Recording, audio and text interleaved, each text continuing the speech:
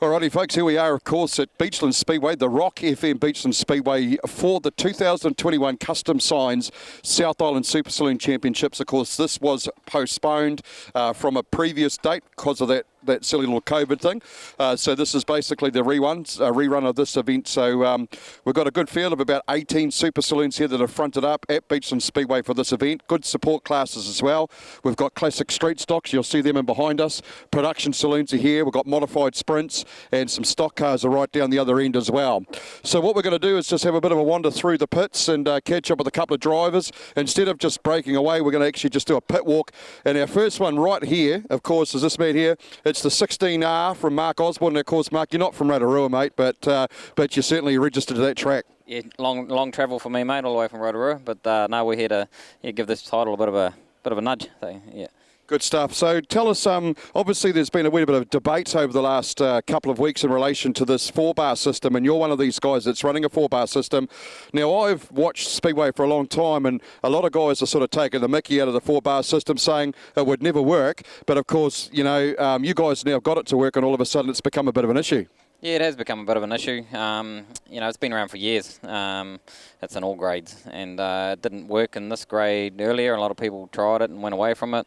We struggled at the beginning. I wouldn't say we're on top of it yet, but we're starting to show good pace. And, you know, there's a few cars, not just myself, but, yeah, they've just put a remit forward to try and ban it. And I don't think it's the right way about going about it in the premium grade. You know, it's sort of pretty much what you can do to these things. The faster you can make them should be better for the crowd and better for the competitors. But there's obviously a few that don't think that. But hopefully it doesn't pass. And, yeah, hopefully we can stay with what we've got and maybe rethink what they're thinking.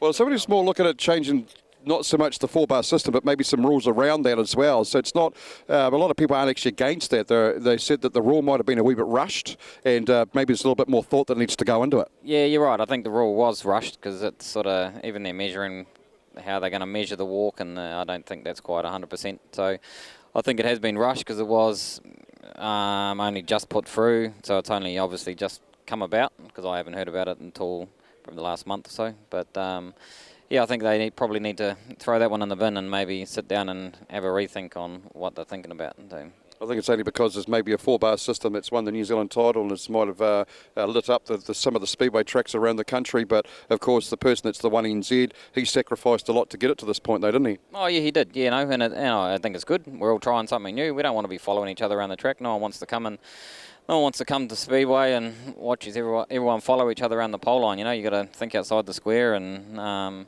just try something. And it's only entertainment at the end of the day, isn't it? So yeah, we need to be putting on a show. So yeah. Good stuff. Stealth Chassis is what you've got. Of course, you've developed this car yourself, and it's been a couple of years in the making. You said just before that you think you might be starting to get on top of it. Is that the looks $1 million? So obviously, and it looks better than the other car that looks like supposedly supposed to be a late model, so to speak. So this one actually still looks like a Super Saloon. Yeah, it does. Like it's, I sort of wanted to have our own look and our own chassis, and we are getting better at this. You know, we did struggle to begin with. Joey's getting some pace now up north in one of our cars. We've got a couple on the go at the moment, actually. One a saloon car and maybe another saloon car. So, yeah, it'd be cool to get a few more out there. And I don't know, I like being a bit different. And yeah, I like the look of them, and they are showing good pace. So yeah, we'll be on, mate. So you sacrificed the North Island title for the South Island title. Of course, the North Island title is on tomorrow. What's the plan? What's the game plan? I suppose just go out there and see what you can do and try and win some races. Yeah, we do. We wouldn't mind this title. I haven't had a South Island title or a North Island title. I come third at the South Islands once and second at the North. So I haven't had that one. So that'll be nice. We actually did think about doing this one and heading straight to Napier. But might be a big ask for the boys. But so no, we'll be here tomorrow night as well, running in the Otago Champs. So yeah, I think it's a big ask to get it full stop up to there, isn't it? All right. So you've got some really good sponsors that have looked after you. So who's looked after you throughout the years, Mark? Yeah, I have myself. Stealth Engineering. We build a few race cars and a lot of trailers. Getting a few out there now, and support's been pretty awesome for that part of my business. I got AWS, SADT, he's sponsored me for years. Valvoline, Watkins Race Engine, builds a bloody grouse motor. Who else we got, mate? King Signs, he always makes our cars look pretty sharp. So No, thanks to everybody. It's been awesome. So. Good stuff, mate. Well, best of luck, and good to see you down here, mate. It's been since, what was it, 2006 or 8 or something? No, the year I won the New Zealand title in the Super Saloon was 13, 14 was our last time here. So, and I've only been here twice. So it's going to be a new track to us pretty much tonight. But no, looking forward to it. Should be good. Throw out the setup book and just start again here, won't you? Yeah, we will. Yeah, we've got a game plan. So hopefully it works. So, yeah. Good stuff. Well done, Mark. Thank you very much for coming, mate. And let's move on to our next car, of course, moving down the line here. And this man here, Mag and Turbo, sponsored Riverlands car. This is, of course, Kane Lawson. Sorry there, boys. Just interrupt us. I'll come and see you in a minute, Craig. So good to see you here, Kane. Of course, come down and have a crack for the South Island title. And we haven't seen you out much in the Super Saloon this season. So is it sort of like a bit of a quiet one and just come out for the meetings you really want to pick and choose you do? Yeah, pretty much. Yeah, we just want to do a bit less racing this year. I had a baby last year and time's just been a bit precious. So just come and do the meetings, handpick the ones we want to do. And it's been good. We've been enjoying our racing better and we've probably been going better. So, yeah. Is that the game plan going forward as well, just to keep it like that and just pick and choose what you do? I think so, yeah, to sit down at the start of the year and just analyse the bigger meetings and do those and just do a few smaller shows in between. And, yeah, I'm enjoying it, so that's what we'll do. New Zealand Super Saloon Championships are down here next year, so it's also got a bit of a reconnaissance and maybe try and get some setups and see what the track's going to do and maybe write them down in a bit of a book there and bring them to you when you come here next season. Yeah, we'll write them in the book and then we'll come here next year and the track will be different, so they'll be no good, but we'll write them down anyway. Yeah, well, I think the track's changed about 3 times today. I've seen the grader out there. They're ripping it just before we arrived, so obviously a lot of work going on. Game plan for today, what's the deal? Finish 2 heats as far up as we can and then see what happens in the feature. That's the game plan. Some pretty cool cars here, mate, 18 cars, so you've got some pretty top cars to try and beat and win against too. Yeah, it's good. We want to run at those bigger meetings against fast guys and hopefully we can sort of, stick with them and we'll be happy. Good stuff. Sponsors, mate, who looks after you? Riverlands Holiday Park and Mag and Turbo. Good stuff. Congratulations for coming down, mate. Thank you very much and best of luck.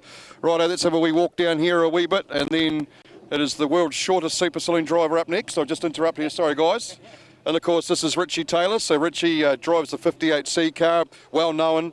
Come down, kids, if you want some posters as well. But, Richie, of course, we're here for one thing only, the South Island title. You've done a lot of laps around here at Beachlands. Of course, you started back here in 1833.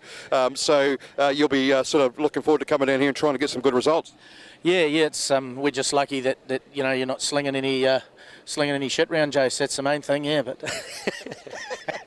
fair enough too. So tell us, season so far, do you rate it pretty good? This is sort of getting towards the tail end of it now, so you'll be sort of getting to that maybe I've had enough type stage, and so this is probably the last big meeting you'll do this season, is it? It's the last big one we'll do, yeah. We'll be here tonight and tomorrow night for the Otago Champs tomorrow night, and then we're going to Nelson on the Saturday for their Easter meeting up there, and that'll be our season done. So. You must be struggling quite a bit, Richie, because usually you like to disappear over to the States and catch up on all the late model stuff, and of course you've been stuck at home for the last couple of seasons. You must be taking a bit of it. You'll be saving plenty of money ready to go, though. Yeah, we're just for sure we're missing it. We're supposed to have been there, but we'll get back. This will take time and it'll all sort itself out, and we'll go back there and get amongst it again. Yeah. Good stuff, Richie. Who looks after your sponsorship-wise, mate? We're extremely fortunate. We've got Edge Parts Performance, we've got Gorge Chassis, we've got Suck It Up Limited, we've got Transform Paint and Panel, we've got Mini Dig, we've got All About Signs and Timaru, and of course Cylinder Head Specialists. So we're loaded, and we've got the boys from MTF and Ashburton. They help us out as well. So we're very, very fortunate. Very lucky indeed. Well, best of luck for racing today, mate. And congratulations, but Jay. I was going to say, I said that before. Kane goes, oh, well, that's exciting too. Maybe it will be congratulations by the end of the night. I think last time it was here we might have won it, I think. How many times you won the South Island? 4, maybe 5, something like that, yeah. Burst must be up there. I see he's the current defending champ. Yeah, I think he's like 7 or 8 or something, yeah. You better get one back on him, mate. For sure, that's why we're here. Good stuff. Okay, Richie, best of luck, mate. And let's move along the line a wee bit here, folks, and we'll make our way down. So we've got 4D, and that's Mr. Lister. He's currently obviously working on his car, so we'll leave him alone to do his thing. And Ricardo Bolton, we'll get him to come in. He's got his pit crew working away here. Luke and his lovely daughter working on the car.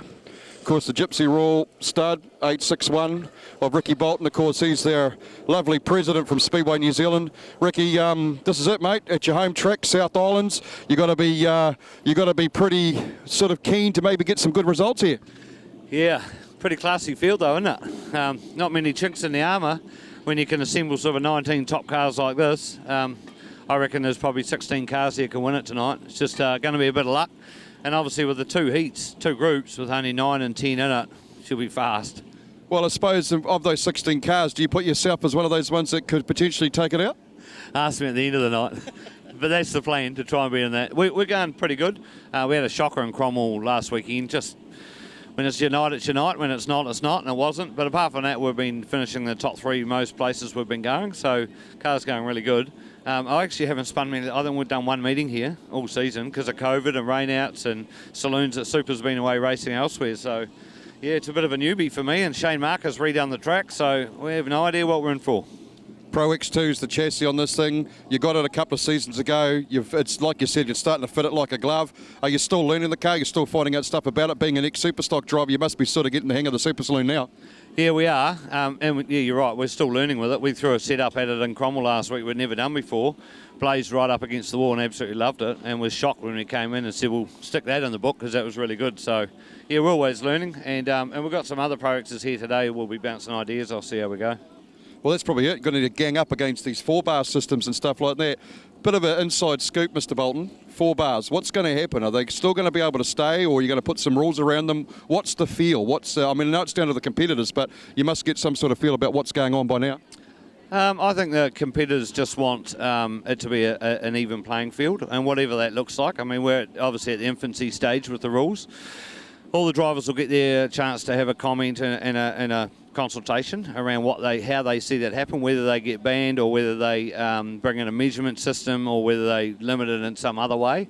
It's for the technical guys to basically come at us with. But at the end of the day, Speedway New Zealand's tasked with obviously trying to always foster the sport, but also protecting what we have as well. We don't want to lose, 50% of the grade because we can't beat 1 or 2 cars that are quite a bit faster. So it'll be interesting today to see how they go on this track. This isn't a big wide Bay Park or a big wide Cromwell. So and if the track's got driving like Shane Marker says it has, they could be dancing all over the place. What's your personal preference? I know it's probably wrong to ask that, but you must have some sort of thing and an opinion on it. I bought a new car 2 years ago because I wanted to keep up and I didn't want to be, mid-pack or at the back. And I understand that in Speedway, Kiwis are real renowned for tinkering in the shed, and they're going to look at the rules and find any way they can expand it to gain advantage. But sometimes our rules haven't been properly written, and they haven't been written enough to protect what we've got. So that's why it's so important to do the consultation with the drivers and talk to them and get their ideas. And if 95% of the drivers come back and say they want it a certain way, well, then that's the way the board's going to have to rule. And if they want it the other way, then it's basically numbers thing and talking to the promoters and what they want as well, because they're the ones that ultimately putting on the show, and they want 20, 40 cars to turn up an event, not just 4 or 5, because that's all we've got. Now, let's make it very clear so that people understand that are watching this. It's not Speedway New Zealand's decision to make. It goes out to the competitors, and it's their decision to make and your technical team. Is that correct? No. So basically a rule gets put forward by the competitors, like what's happened now. All the grades across the country have had rules put in February. That all gets collated, sent out, which was sent out yesterday, I think. And then all the drivers are asked for feedback for those rules, for or against, or where they want to see the rule might be okay in part, but they want to alter it. And then all the directors will sit down and collate that with the technical committee. So the technical might change a word or put a full stop in, or make sure it fits within our rules, and we don't end up with something that we was miles off the mark. And then after all the consultations, and the directors weigh up all that feedback and information, and then the directors ultimately make the decision. Okay, well, it's cool. So there you go. You know exactly how it works now. So tell us, let's go back to your car. Good sponsors in the car. I see there's a few on there. Who looks after you, bud? Yeah, Gypsy Royal, Toko Trailers, BRT, and the wife. Especially the wife. Especially the wife. You better look after her. Yeah. Hey, well, best of luck at your home track, mate, and hopefully you'll get on that podium somewhere on the line. Anyway, I think the last time we were here, Campbell McManaway might have pipped you on the podium there. He never lets me forget it either. He just never does. Thanks, Jason. Okay, there we go. Of course, that's Ricky Bolton, folks, 861. Nice wee Pro X, or 2, I think is what they call them. So let's move down the line a little bit. Josh has disappeared. Campbell's nowhere to be found. We'll grab Craig. Craig.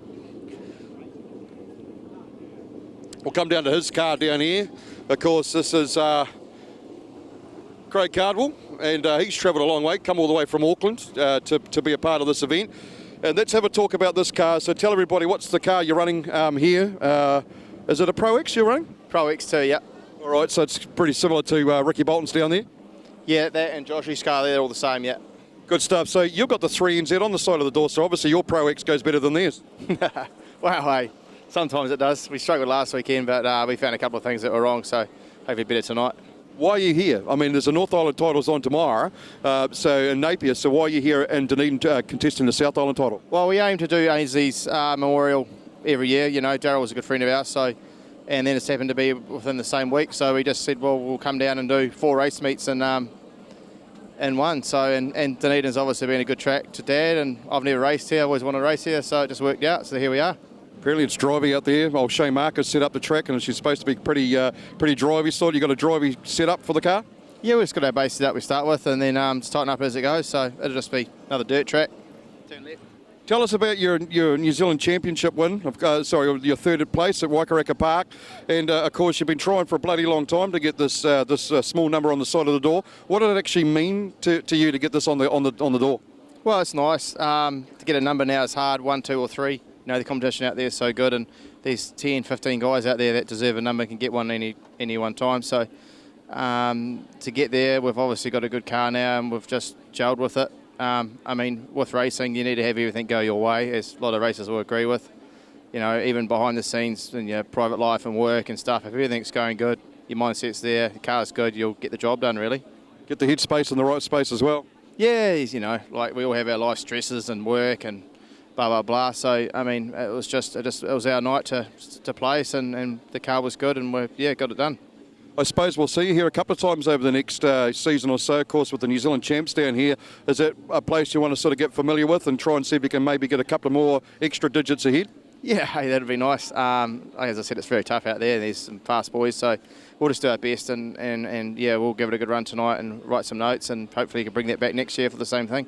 What's the deal with this car? Are you going to stay with this car for this, for the next season or so, or is that you're looking at these 4-bar things that seem to be poking around and poking the heads up every once in a while? There's a lot of talk about that at the moment. What's happening with the 4 bars? I guess if they stay in and they carry on dominating like Little Peters, we may look at going that way. But I mean, Pete's an exceptional driver, and to drive one like he does, it's not going to happen overnight, nor probably in a season. So we've sort of got to weigh that up too. To answer your question, I don't actually really know at the moment. I mean, I'm enjoying this car. We've only done 2 seasons in it so far, so I'd rather just stick at it and get on top of it first before I looked at changing. Absolutely. You mentioned before about the Ainslie Memorial, and obviously it meant a lot for you to come down and race in that, and you raced against some other mates and stuff, and have an enjoyable weekend? Yeah, as you know, I'm from the south, and the boys down here are always good hospitality, including yourself. You put on some good weather too, Jace, which is good. And coming down and doing that for Darryl was nice. You know, I know he'd do it for us, so that was always a thing, and we just made the effort and come down and do it. So what's the plan? Is this the last couple of meetings for you? What do your calendar look like for the rest of the season? Or are you pretty much on the wind-up? I work dependent really. We're pretty flat tack up there post-COVID, so we'll probably, this is obviously the last one tomorrow night down here, and then we might try to do 1 or 2 up there, as my little daughter's enjoying it quite a lot lately, so wouldn't mind taking her to another one, and my partner's boys as well, so 1 or 2 maybe up there, and that's about it. Good sponsors on the car, mate. Looks $1 million, always does. Who looks after you? Carbles. Just Carbles. That's all it needs to be, doesn't it? Yeah. The other one's paying the bills for it, eh? Yeah. No, Dad looks after us well. His company, all the suppliers that look after us. Obviously can't do it without them.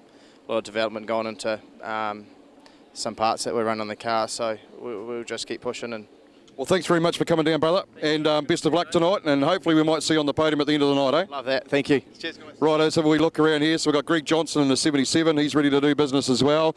Right down the end there, we've got this rooster. He's come all the way from Christchurch, of course. Suck it up man himself. We'll grab him. He hates it when we come and see him, but here he is. Oh, there's his wife. We just had her birthday the other day. Here we go. So we've just got to come back a wee bit, Mel. One of us is blocking the signal, so we better come back. Oh, no, Hey, so it's good that you've come down, Malcolm, to be a part of this, the South Island title. So obviously, you know, Super Saloon, more renowned for your super stock racing. Just come off 2 nights at the Battle of the Stocks and stuff. You did very, very well at that. Got a good partner as well. So now you're down here wanting to have a crack at the South Islands. Yeah, let's give it a go. It's a classy field that we've got here tonight, as good as probably New Zealand title. Shit, you just look up and down each row and it's holy shit, man. We've got some good cars, and so we're going to have some good racing tonight. Is that why you came down? You want to be a part of this, you know, this atmosphere, maybe get a bit of reconnaissance going on, New Zealand title here next season? Is that one of the reasons you're here?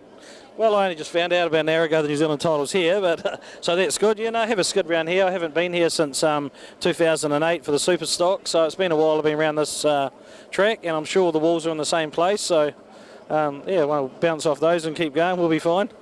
Of course, you got a nice big drivey set up for this. Not like the Glen. You'll definitely get a bit of traction down there. Oh, they say that, but yeah, it is what it is out there, and we've checked the tides out too, so we know what the beach is doing. So some of these guys probably haven't checked that much. So yeah, bit of luck. We've got a tidal matter going on later, and might come to our advantage. Well, the Manaway is much the same as that as well. Expectations for this event for yourself? What's the goal? Yeah, finish in the top 20. Well, I think you might do that because there's only 18 here, so you're already ahead, aren't you? Tell us about your sponsors, mate. Suck It Up have been fantastic to the Pits TV, and of course we really want to thank you for all the support you've shown us over the last few years as well, and long may it continue. But you've obviously got some other good sponsors on there who looks after you. I've got a lot of good sponsors. We've got the Waimak Garage, Challenge Garage out by the Glen there. We've got Brian FM, cylinder head specialist in Christchurch. He does a lot of stuff all around the country. Obviously, what Safer Toolboxes, I have to have a look. Priority Electric, Elite Wheels, BL Graphics. Man, I've got heaps on there. I've got a lot of good sponsors that have been with me for years, and yeah, they just carry on, just helping me out, and then I end up helping everyone else out. So it's a big merry-go-round, and yeah, no, I just enjoy it. I'd like to give these guys a crack for their money, though. They're a class act, these Super Saloon guys, and we're not far away.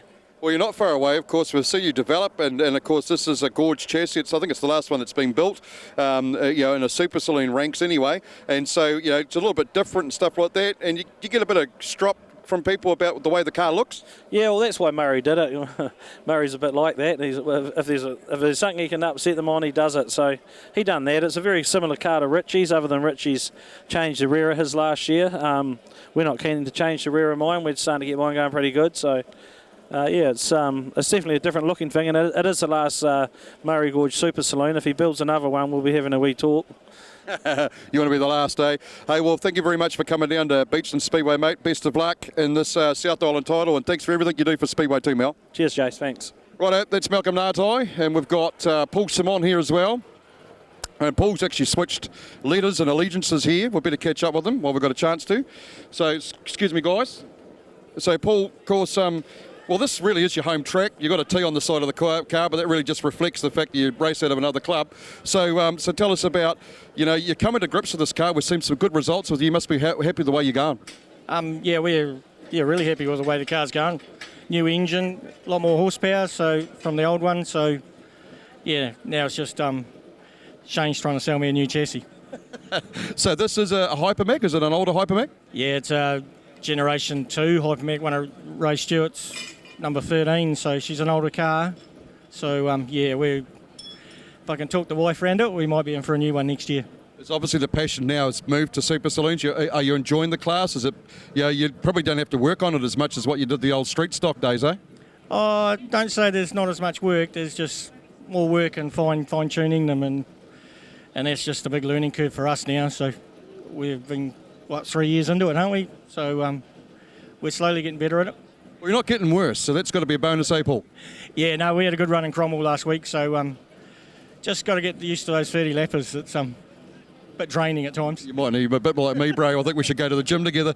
So tell us good sponsors on the car too. Tell us about all those guys. Yeah, we got Rumours of Eternity, wife's business, MV Motorsport, he built the engine for us, Maturahia Fishing Company, Custom Signs, does all the graphics, does a good job. Even got a flash one next to it. And, yeah, no, that's it. The Turbo Shop in Dunedin here. Okay, well, hey, best of luck for racing today, Paul, and what's your expectations for tonight? The one NZ's going to win it. Apparently.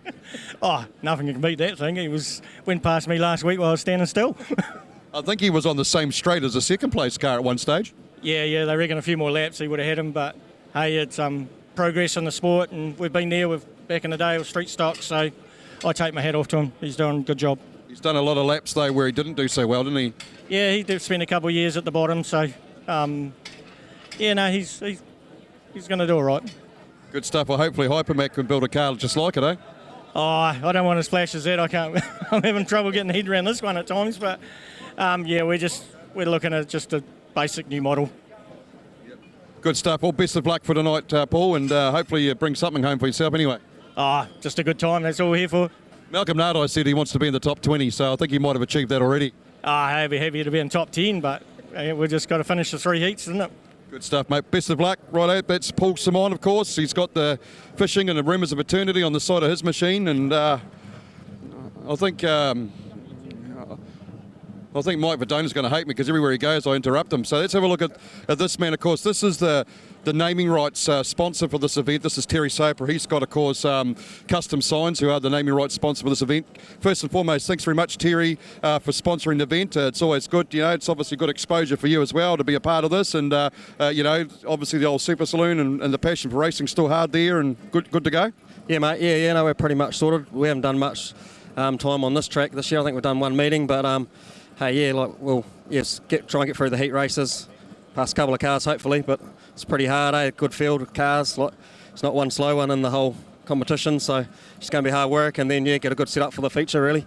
So what made you decide as a sponsor, as a naming rights sponsor, what made you want to get involved with the Super Saloons, the South Island Super Saloons?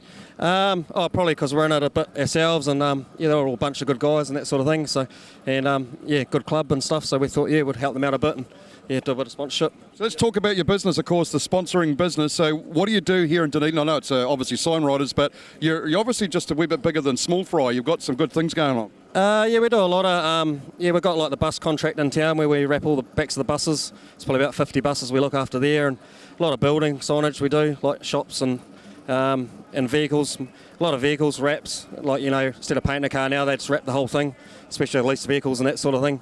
At least you can just peel it off once you're finished with it and give it back to them as a white van, so it works out quite good that way. Save a lot on not having to paint it again, You got a few people that work for you, and where are you based? It's about... there's only me and 4 others, so it's not a great deal, but we're just in the main street at Dunedin, Princess Street. She's all good. Now tell us about your car. What is it? What motor? Everything. Tell us all about it. So it's a Hypermac chassis. I think it's a Generation 5 Ray Stewart's old car. And a Mike Verdona motorsports engine in it. So we're sort of playing. We did about half a season last season, so we're sort of playing around setups a bit, and just trying to get a bit of edge on everybody else, but it's pretty hard work when everybody's singing the same thing. Tell us, you transitioned from a saloon to a super saloon, and of course you're quite up there on the saloon ranks, but this is a whole different ball game, isn't it? Yeah, there's a lot more. There's not as many adjustments you can make in the car in a saloon, but in a super you can. We can adjust their shocks, brakes. You can. There's a lot more adjustments you can make, which makes it a bit easier actually than a saloon car. But I actually enjoyed the saloon class as well. It was a good grade and a bunch of good guys as well, but it was just good for a change. So I like the old horsepower in the super, it puts you back in your seat a bit more. But then as the track goes slip too, the saloon's probably just as quick. So it's all good. Oh, well, hey, thanks very much once again for being the naming rights sponsor for this. Good luck tonight, and let's see if we can put you up on your home track and your title that you're sponsoring. Yep. Cheers, Jace. There we go, folks, Terry Soper. So we do want to go down and see this man before we go too far, which is, hopefully he's down there, Pete Dixon. There's Ian Burson. Ian, come and see us, buddy. Look at this machine. Look at this, Dippy. Isn't that amazing? He's just got this thing looking $1 million. And we few rumours floating around the town that Burst might be thinking about getting out of Super Saloons shortly. We're just going to make sure we get the camera lined up here. We'll go this side. Okay, so of course you're the defending South Island champion, Mr. Burson, so you won't be wanting to leave here without taking that trophy home with you. Oh no, we've got a bit of history to make tonight if it does go our way, Jace. Tony Carball's won it 6 times, we've won it 6 times. If we win it 7, it'd be great. But hey, I'm not giving up yet. We're still going to come back next year and give it heaps. Absolutely, of course. That's you were telling me earlier on. Next year is your last year, though. So are you looking at getting into muscle cars and stuff on the old hard track stuff? Why the shift? Why? Oh, just I want to do something different while I'm young enough. Yeah, like we've done everything we can in super saloons. Except one thing. Except one thing, but hey, we've still got a year to do that. And hey, if it works, it works. If it doesn't, we won't give up trying. But yeah, like it's just while I'm young enough, I want to do something a bit different and you know give something else a go. You know, I'll still be around the speedway scene looking after little Jack and that. He's going pretty good in his little mini stock. So you know, I've still got 3 or 4 years involved with him, and then yeah, he wants to progress. He's wanting a saloon. He's wanting a sprint car. He wants a stock car. I was like, God, boy. Yeah, but I'll back him all the way. Absolutely. Now, of course. New Zealand Champs is here next season, so you'll be trying to get a bit of a reconnaissance here tonight, get as much data as you can. What happens if you did get the 1NZ? Would you stay on another year to show it off? Well, you'd have to, wouldn't you? Yeah, you'd have no choice but to do something or defend it. Yeah, so I suppose if that happened to be, it happened to be. You know, we'd worry about that when we cross that bridge. But yeah, there's a wee bit of water under the bridge to go yet before we can get there. Game plan. What's the game plan for tonight, Bruce? Oh, just smooth. Hopefully rough's racy. We'll see what the track brings. If it's smooth, we haven't really got an answer for little Pete. He's super quick, super smooth. But yeah, if it's a bit rough and a bit drivey, yeah, we'll give someone a go. Good stuff. Good sponsors. I know there's a lot on there, so have a crack. Yeah, we've got AT Electrical, Tate's New Zealand, in-house builders, Debbie the Webster, Design Art Signs, Worth, Tony's Engineering, Oakley's Plumbing and Drainage, Brooks Auto Punters, and yeah, I think that's about us. You've done well considering you're not even looking at your car, Bruce, but hey, thanks very much for coming down, mate. You've got to be here to win, so it's a long haul from Nelson to Dunedin, so best of luck for racing today. Yeah, thanks, Jace. You know, you'd never miss a beat, you know. Always come south. These guys put awesome racetracks on day in, day out, so you know, regardless of the journey, yeah, it might cost us 12 hours to get here, but the show's worth it, so every time a coconut. Good stuff. There we go. Ian Burston, folks. One more guy to talk to before we call it a night, and we'll hand it back over to our commentators, wherever he is. If this glitches, I apologise, folks. We've got to go a long way to get to him. He's not the most talkative person in the planet, but we'll give him a crack anyway. Pete, you're certainly the talk of the town. So let's talk about a couple of things, actually, while we've got a chance to. You are 1NZ. You went to Waikaraka Park. You really got this car performing exceptionally well. And I haven't really seen an interview from you or what's happened or what's going on, but, man, you must be pleased with the progress that you've made with this car over the last season or two. Oh yeah, this car is definitely getting better and better all the time. So I think now it's showing that how fast we are, and you know, there's a lot more to come, to be honest. You know, we just got to try, you know, chip away at it, and obviously it's new technology, so it's already showing up the older cars, I guess. So yeah. There's a bit of a battle going on for you though, Pete. You know, some of these guys are not real happy about this car and what it's doing. I heard a rumour that in Cromwell you're on the same straight as what the second place car was, so another couple of laps you would have lapped him as well. So how are you dealing with that? I mean, it can't be easy. You've sacrificed a lot of racing over the last couple of years. You didn't even qualify at Huntly. You know, you've got this thing dialed in now. All these guys, well, sorry, not all of them, but some of them said, you'll never get this car to go. It won't work. It's an American setup. However, you've proved them all wrong. Yeah, I guess it adds fuel to the fire when they tell you can't do something, so it just makes you try harder. And now, you know, yeah, we've got it. Cromwell was a great track, and it showed the car's just so fast. And now I think everyone's scared of it, and they don't know how it's, you know, in future down the track how it's going to be. And everyone's got this persona of they're a very hard car to drive, where that's not the case. You know, there's heaps of guys in America. There's a 12-year-old in America winning, so it's like they're not that hard to drive. So yeah. So do you think they're going to let you carry on with this system, maybe put an extra couple of rules around it to try and sort of even the playing field out a wee bit, or do you think it's up to the other guys to step up the mark? Well, I sort of think to myself, if it was any other chassis builder, they'll be saying, you got to catch us, you know? So that's totally the way I see. They step up, you know? You know, we took a step back, you'd like to say, to have not very good results, and now we're here. So I feel like the moving the goalpost now we're here is sort of unfair a wee bit, but it'll be interesting to see how it happens, and I guess, you know, it's a majority sort of, you know, it's got to involve everyone, so it'll be interesting. the 4-bar system's been around for 30 years. So this is not new technology. But what you've been able to do is get it to work for New Zealand tracks. So let's get that straight. So if they were to change anything without removing the 4-bar, what do you think would be a even playing field to make it so that the other guys can sort of stay on your tail at least?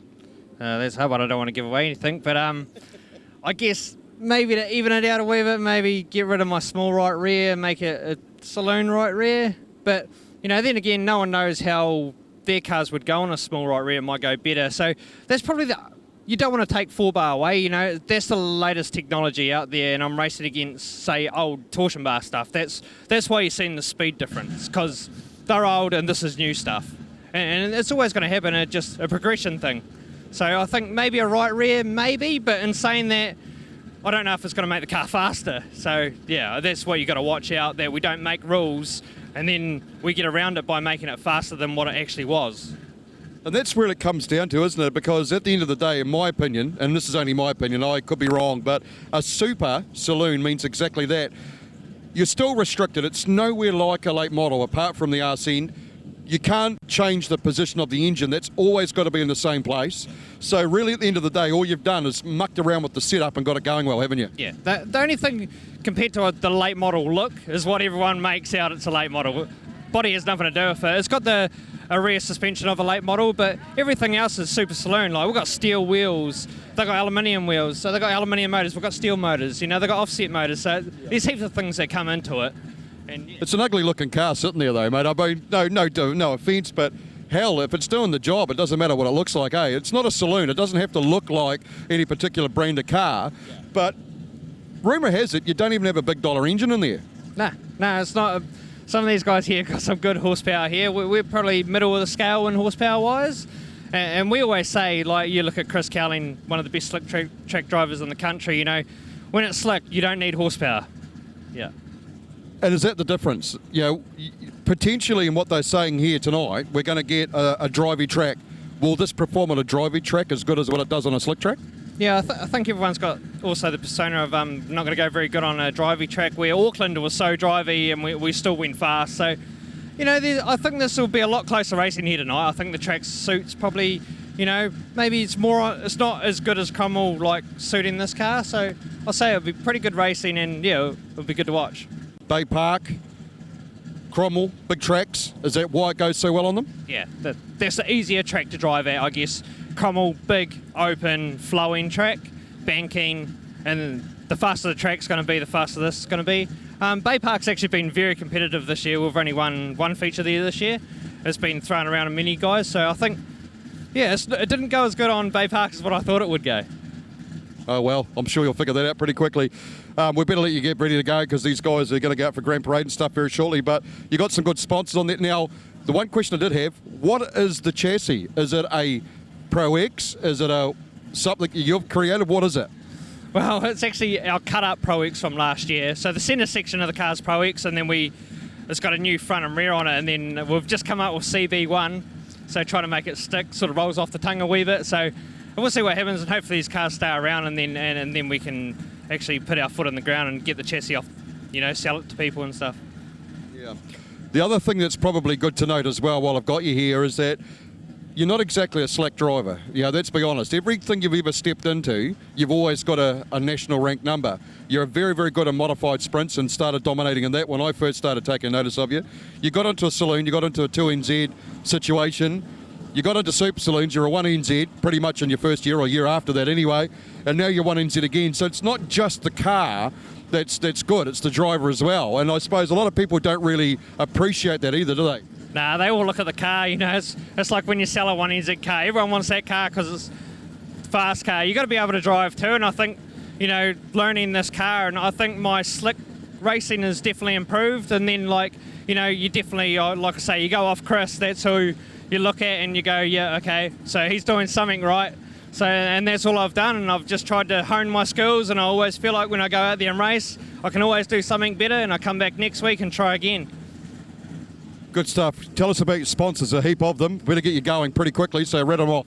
Yeah, we've got ITM Tauranga, huge help, MC up north there, Base Up, Tune Up, Puma Pine, got Les Harrison, the High Abs, Yeah, that's about it, I think. Good stuff, mate. Hey, well, thank you very much for coming down, mate. I know you live a long way, and best of luck, and I'm sure if you're not there, you'll be thereabouts. Yeah, we'll give it our all. There we go, folks. And that wraps up our pit walk for tonight. We'll catch up with some of the winners and other people as we go on. But stay tuned to the Pits TV for the Custom Signs 2021 South Island Super Saloon Championships. Looking forward to bringing you a good show. Hi, Malcolm Nardo from Suck It Up. We specialise in hydro excavation in the Canterbury region, safe big methods around services. Also we do septic tank cleaning, drain cleaning, CCTV over your pipes.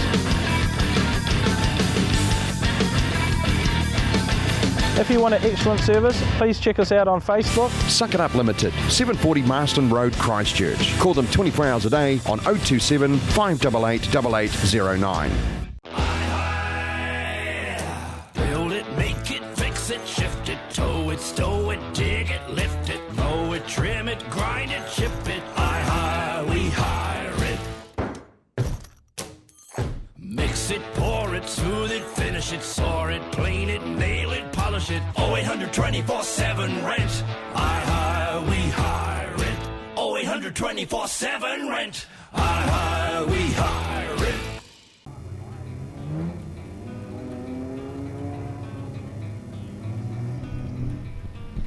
Well, welcome along, folks, to this, the big one, the Custom Signs Limited South Island Super Saloon Championship. Huge night of action here at the Rock Beachlands Speedway, ready to get underway. Big welcome to everyone on the Pits Media. I assume we're going out to them at the moment. Actually haven't caught up with Jace and the lads downstairs. Too busy drooling my way around the pits here tonight. Huge field. Class field of Super Saloons ready to do battle. 25 lap feature race to decide the Custom Signs South Island Super Saloon champion later in the evening. First item on the agenda though, 10 laps in the production saloons. Front row, Jason Whip. The 941 will start inside. The veteran Kirky, Alan Kirk in the 37. We come to the green. Underway here at Beachlands to kick the night off. Alan Kirk to the early point. In the 37 D Machine, big push up the racetrack into one. Track's greasy. Cuff has gone round in the 14. Gary Cuff, the FG Falcon, drops to the tail. And behind the hammer, Brian Wilson takes fire at the rear of the field. Alan Kirk though. The Timaru tyres. BA Falcon leading the way. Regan Constable in the 63 Honda in behind him. Retro Automotive on the side of that machine. They've checked out nicely over the 23 of Elena Johnson and the 34 Ben Howard. So a couple of youngsters, third and fourth at the moment. 10 laps the distance, as I said, few in the book. Excuse me. Alan Kirk must be close to 80 years of age as Alan Kirk. Loves the speedway. He'll be loving this surface. Clean pair of heels at the moment. Himself and Regan Constable, they've checked out. Regan Constable now having a wee sniff at the lead down the back straight. The length of the back straight. Back to third. Little bit of contact as Regan Constable just nibbles on the left rear of Alan Kirk's Falcon. Kirky making the 37D Machine as wide as he can. Lap traffic going to become a factor in this one. We've got Mr. Whippy in the 941, Jason Whip. And a 6 sounding AU Falcon, he's going to go a lap down. Misfire plenty in that machine. Alan Kirk looks high and wide. Does that open the door? Chops down low, good experience. Nicely crafted move there. And the first of the lappers. It's the battle for the lead. Rear drive, front drive, it's Kirky. Leading the off the rails Honda Tornio of Regan Constable. They come together again. Brian the Hammer Wilson in the 7D Machine goes a lap down. He's going to be 3 laps to run by my count. No timing screen in front of me at the moment. Hopefully the ladies downstairs can sort that out for me. As we are in for an absolute stunner of a race night here at Beachlands Speedway.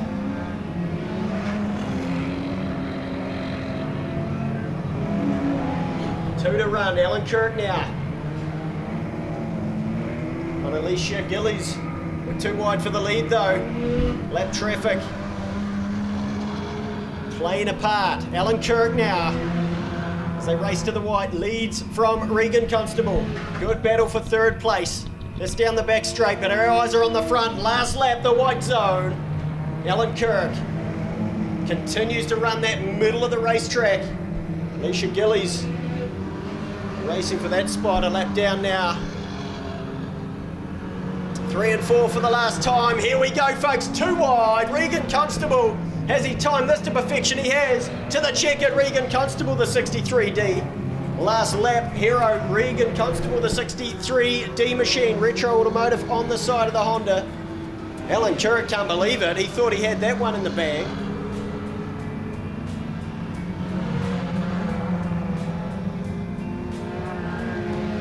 Regan Constable will be pumped up with that.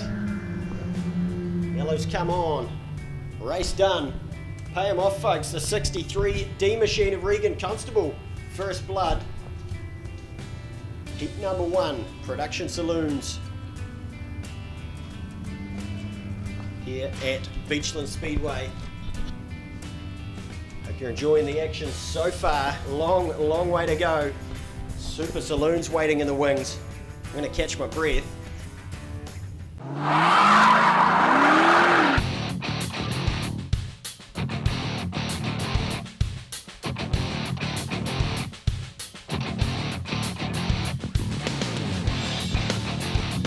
Hi, welcome to X Factor Cars, Southland's multi-award-winning pre-owned dealership. We've been based in Invercargill since 2004, but with a nationwide delivery service available, we'll deliver the car to your door. Stock us of classic collectibles, V8s, family vehicles, trade vehicles, and everything in between. With an in-house finance and insurance specialist, we're with you every step of the way. We're extremely proud to be the naming rights partner of X Factor Cars Riverside Speedway.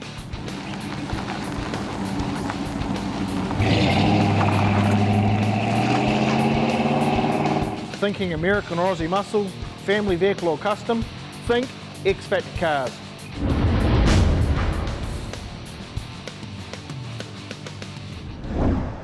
Want mag wheels now? We've got 14-inch mag and tyre combos from only $8 a week, 15s from $10 a week, and 17s from only $12 a week. 15 stores nationwide, limited time only at Mag and Turbo.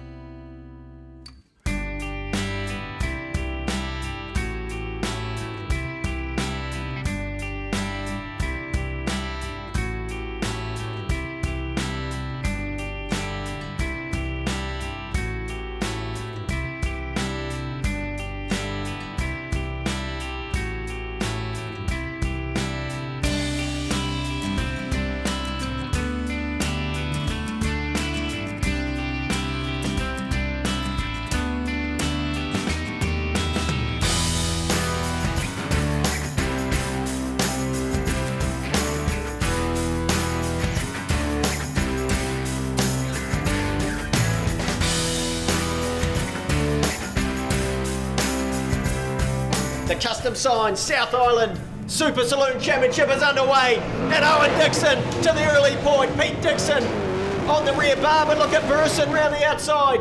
Nartai gets a nerf on the 1NZ car. Shane McIntyre working round the outside of Nartai. They're battling for fourth. But first lap, Ian Burson giving it the burst. The Tate's 21 in. Looking awesome at the moment. Owen Dixon with Pete Dixon all over him. Pete Dixon, the 1NZ car, down on the pole line, clamped down low. Looking drive, he comes off 4. Give it to to Dixon in the stripes. And Pete Dixon, what can he do about race leader Ian Burson? Well, give him an inch, he takes a mile. Got away to a nice jump early. Pete Dixon's car looking great on the bottom though. Early days. Paul Simon having issues down at 1 and 2, so he's to the rear. He'll do well to get back into this one. Screaming methanol burning V8 monsters here at Beachlands Speedway. Jackson Lovelady working up high. Down through the field, Terry Soper holding him at bay. As the top 2 cars have checked out. It's anyone's for third. Owen Dixon now working on the low side. Malcolm Natai holding on to third, but he has a stacked field in behind him.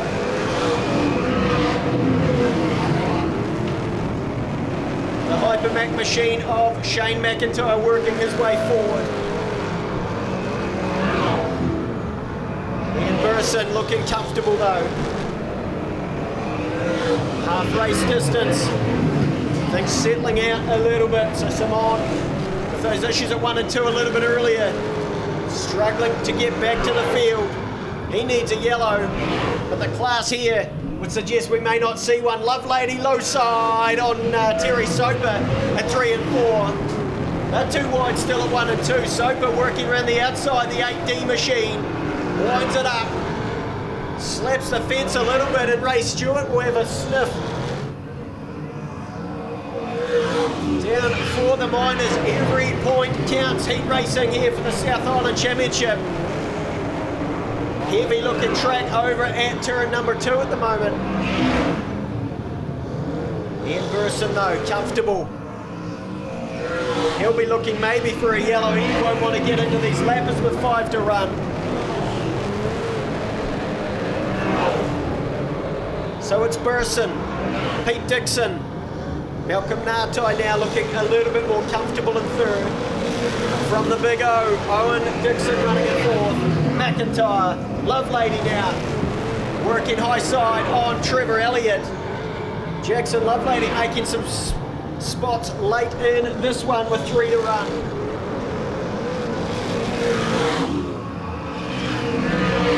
The track is going to get good, folks. It'll widen out. Lovelady's already looking up high. Gets around Elliott down the back straight. So he's looking the raciest at the moment. Ian Burson, the fastest car on the racetrack though. Comfortable in the white zone. Quarter mile to run. Ian Burson's got this one in the bag, folks. From Pete Dixon. Oh, there's contact at turn 3. Jackson Lovelady. He rode a wheel on McIntyre, who's going to limp home with damage. Lovelady to the rear. Checkers go to Ian Burson. Pete Dixon runs second. We wait for Natai in third. Fourth was the big O. Then McIntyre got home from Elliott. Stewart. Soper, Simon, Lovelady. Well, folks, put your hands together for Ian Burson, the 21N machine from Nelson. He was decisive early in that one. Hit the front on lap 1 from the second row. And showed a clean pair of heels to Ian Burson. Malcolm Natai run third in the opening heat, yellow group, custom sign, South Island Super Saloon Championship. Pete Dixon, of course, the 1NZ. Don't count him out. All night long, he'll be there. Pay him off, folks. Let him hear you down at 1 and 2. The Burst, the current South Island champion, the defending South Island champion, the winningest driver in the history of the South Island Super Saloon Championship. 6 championships to his name. Himself and the great Tony Cardwell tied at that number. To put that into perspective, Peter Woods was a 5-time South Island champion. So let him hear you, folks. Ian Burson, one of the very best in the game. As Jackson Lovelady just having a wee look at some damage on the race car. In fact, fire extinguisher being used on the right-hand side of the machine. And he'll need the tow truck, a lift to get back to the pit area. So Jackson Lovelady, disappointment early. He was very racy, folks. He was up high and wide. Just rode a wheel. He rode the right rear of Shane McIntyre's 26N car at turn 3 as they raced to the white flag. And Shane McIntyre lucky not to cut a tyre down in that exchange. I'm sure those watching on the Pits Media probably have a replay of that. Pollock Cranes, 26N car, Shane McIntyre, the white duct tape. Will come out of the hauler to get that Hypermac race car back where it needs to be. So first blood, folks, to Ian Burson, the 21N car. Racy looking racetrack. Yellow group. Couple of races time. The blue group to do their first heat race. Meantime, classic street stock action. The classic street stock, something new here at Beachlands Speedway. Beautiful old V8 Holdens. Couple of Valiants. One NZ, the Valiant. The St. Nicholas is a familiar sight around Bluff as she steams out to capture Can-Do Fishing's famous Bluff Kinner. Once caught, the Kinner is brought back to the purpose-built factory in Bluff where it is processed, packed and shipped fresh to you. But that's not all that Can-Do Fishing can do for you. Try some of their green-bone fish or delicious power products and you will soon see why seafood from the Bluff is world famous. So head to your local fish market or supermarket and ask for Can-Do Fishing Kinner, fish or power. Can-Do Fishing, there's nothing we can't do for you.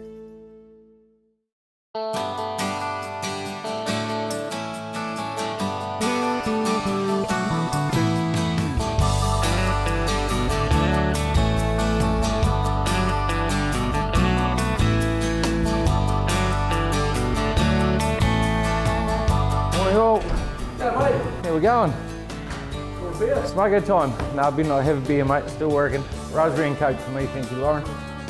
Busy, hey. All right, mate, I'll catch you up later on. Good to see you. See you. Oh, second flat tyre in 2 days. Here's my phone. Get wholesale tyres in Whakatane. Need truck tyres? Wholesale tyres. Good tyres, better prices, great people.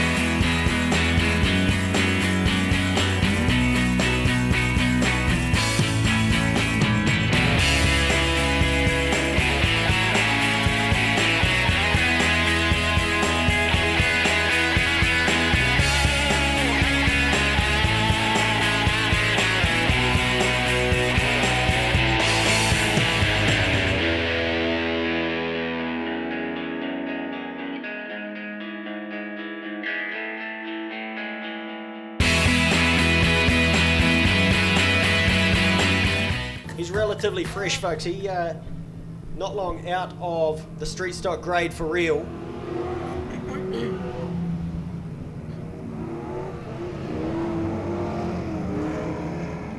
Richards, the 1NZ, Valiant, the lazy spin down at 1 and 2, so that was entertaining from the 1NZ machine. Good to see Daryl out on racetrack. Had a bit of a health scare very recently to Daryl Richards, the 1NZ, Hoondog as he's known. Travelling away to Christchurch. Of course, for the Street Stock State of Origin, the Beachlands Bulldogs in attendance up there. Of course, most of the Bulldogs here tonight. Kerry Campbell, Kelly Campbell, Jesse Helm, Benji Smale, Alan Finch has come into the team in place of Hoon Richards and Ben Jenkins. So that's your Bulldogs.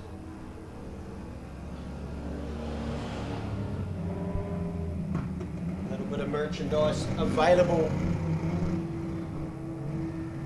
Plenty of sponsors I'll run through a little bit later on for the Beachlands Bulldogs, so we wish them luck tomorrow night at Woodford Glen Speedway.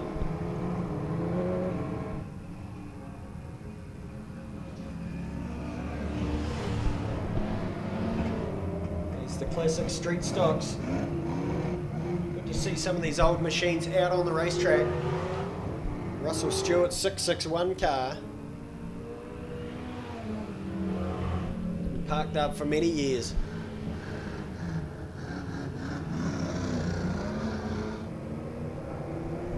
Arnie Tahura, of course, two sons in the stock car grade, sitting on the dummy grid. Zane and Nico. It's a good family of Speedway, the Tahuras.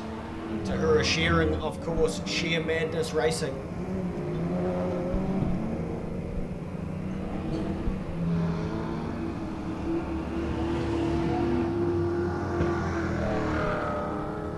Tahura into the white zone. Class of this field, the 37D car. Flying around the quarter mile of clay here at Beachlands Speedway.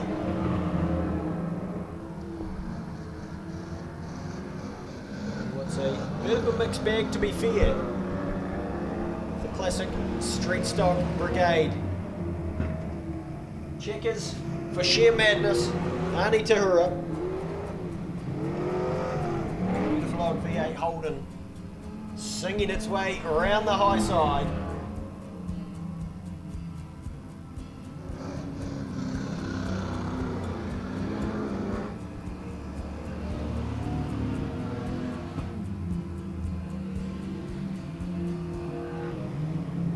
That'll do it for heat number 1, the classic street stocks.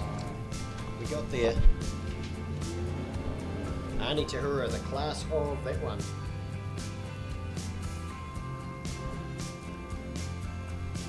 Come around and take his checkered flag. Pay him off, folks. Arnie Tahura is semi-retired from racing, of course focusing on Nico and Zane Tahura's stock car program. As always, good field of stock cars. These days here at Beachlands Speedway. 2-day show, 6 heats, $2,000 cash. That's the stock car prize this weekend, folks. And a big double header here at Beachlands Speedway.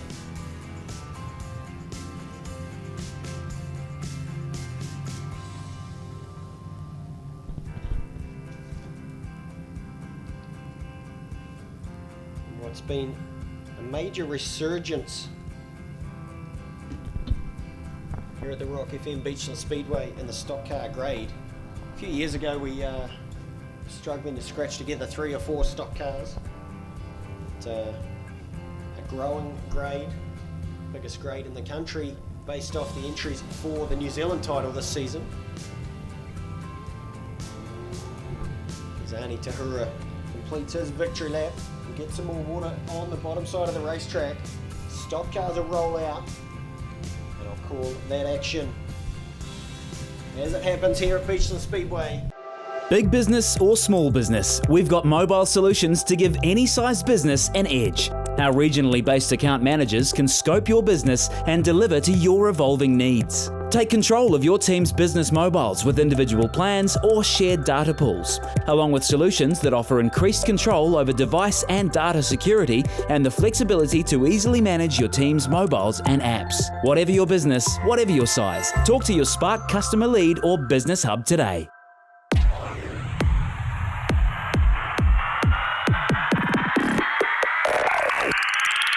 It's action for the whole family. With 23 tracks around New Zealand, there is no better way to spend your weekends than at a Speedway New Zealand track. Here they come to the start-finish line again. There's something for the whole family. Sprint cars, saloons, stock cars, sidecars, midgets, and much, much more. Pack up the family and make a trip to adrenaline-filled, action-packed bashes and crashes that only Speedway can deliver. Visit www.speedway.co.nz to find out the track nearest to you. Speedway, it's our summer thing.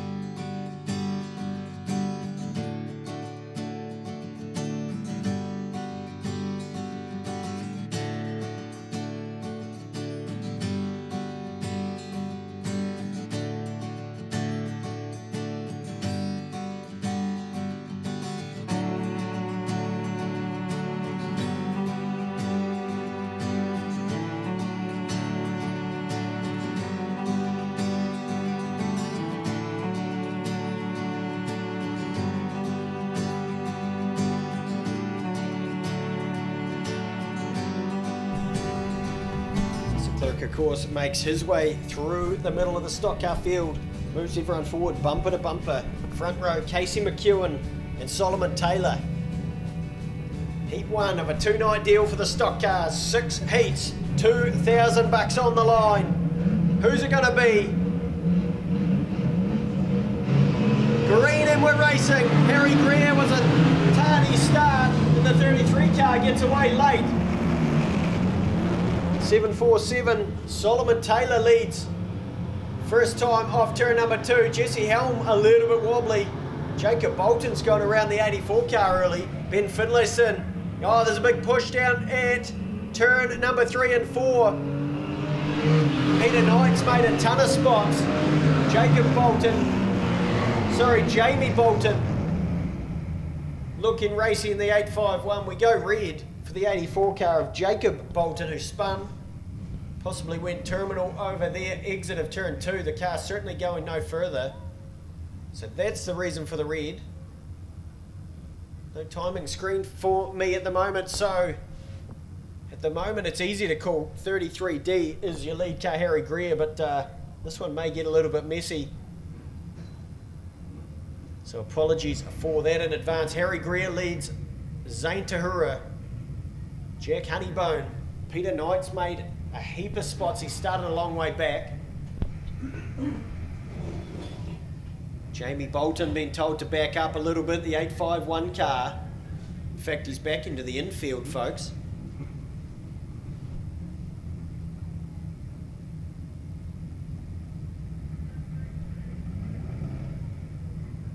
So Jamie Bolton appears to be bowing out of this one, the 851C machine. His race control just sorting this field out, trying to keep things as fair as possible.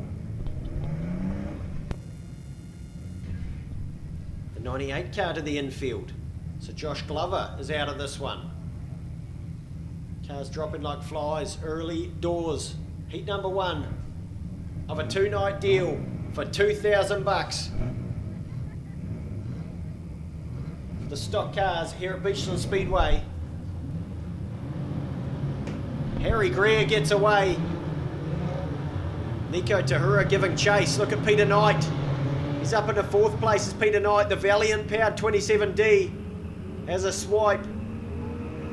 Can't get to the Rees car of Jack Honeybone, the 93-4. who's looking good early, is Jack Honeybone. Harry Greer leading the way from Tahura, who slaps the fence coming off of turn number 2. Nico Tahura looking around the outside of Taylor. That's for 5th position.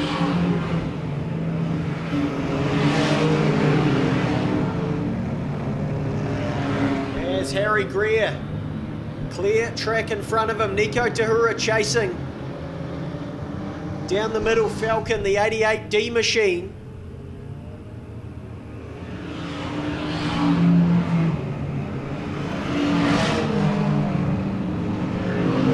Harry Greer continues to lead the way. Alice Simpson's having all kinds of issues in the 18D machine to get the hang of the 18D stock car, first time in the grade. She'll get there. Nico Tahura with an interesting line at turn 4 that lap. Runs in 5th place. Harry Greer leading the way though, the 33 car. Leads Zane Tahura, Jack Honeybone, your top 3. Ben Finlayson runs 4th.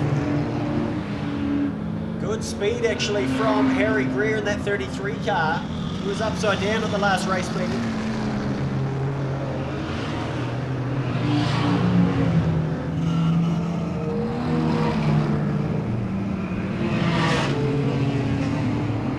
As Greer continues to lead the way. Peter Knight lost ground laps ago, battling his way back through with a nice move on Solomon Taylor for position.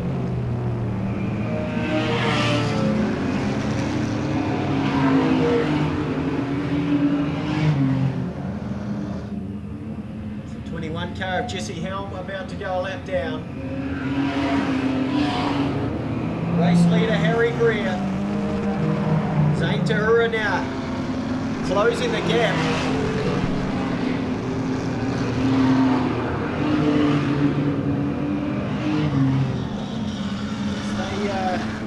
Draw away from the 93 Ford Jack Honeybone.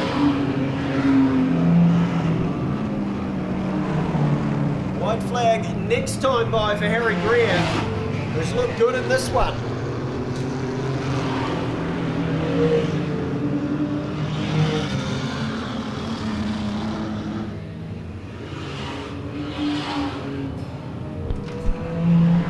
White zone. Harry Greer in the 33D car, down the back straight, just turns 3 and 4 to complete. Zane Tahura has chased hard all the way, but it's Harry Greer to the checkers, the 33D car from the 88 of Zane Tahura. Jack Honeybone ran 3rd from Ben Finlayson, Nico Tahura. Jesse Helm was a lap down.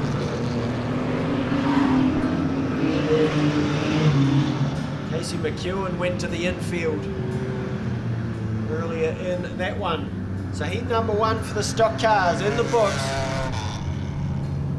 And it's first blood to the 33D car, Harry Greer. Greer logging, looking after the 33 machine. A 6 heat, 2 night deal for the stock cars.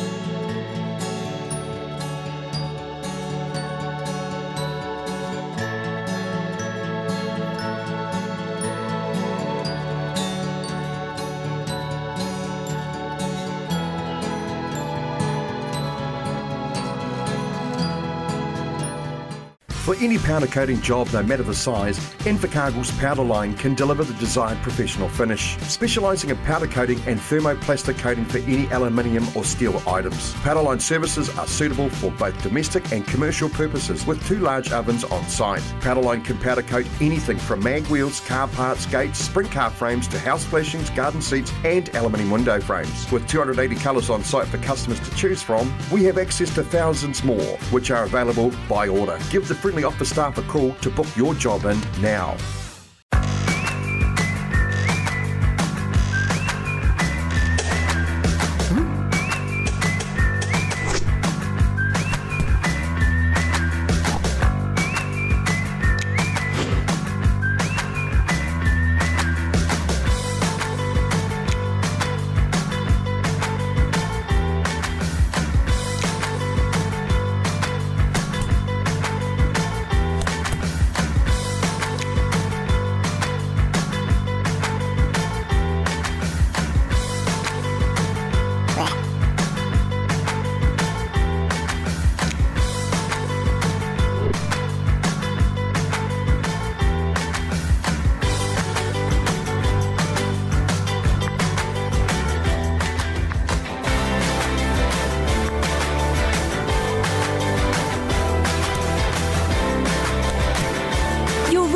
The feeling of a flooring extra floor.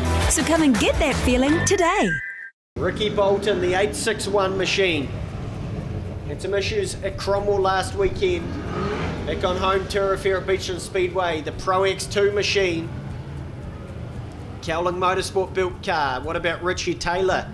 The 58C, the cylinder head specialist. Suck It Up Limited Gorge chassis. Coil springs all around. I spoke to Richie Taylor a little bit earlier on. Loves his racing, does Richie Taylor. Loves the challenge of getting a race car hooked up. And he is a man who has been there at the end. I believe a 3-time South Island champion. X2NZ, X3NZ is Richie Taylor.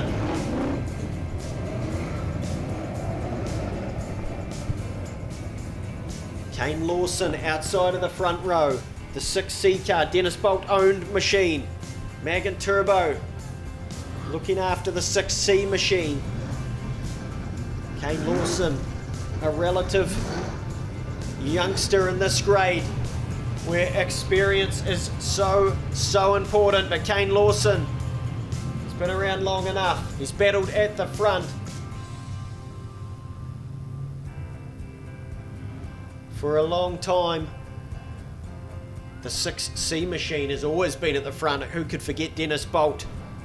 Forever out of the Woodford Glen Speedway. Alistair Lister, newcomer to the grade, the 4D Alistair Lister. Lister Helicopters looking after that race car.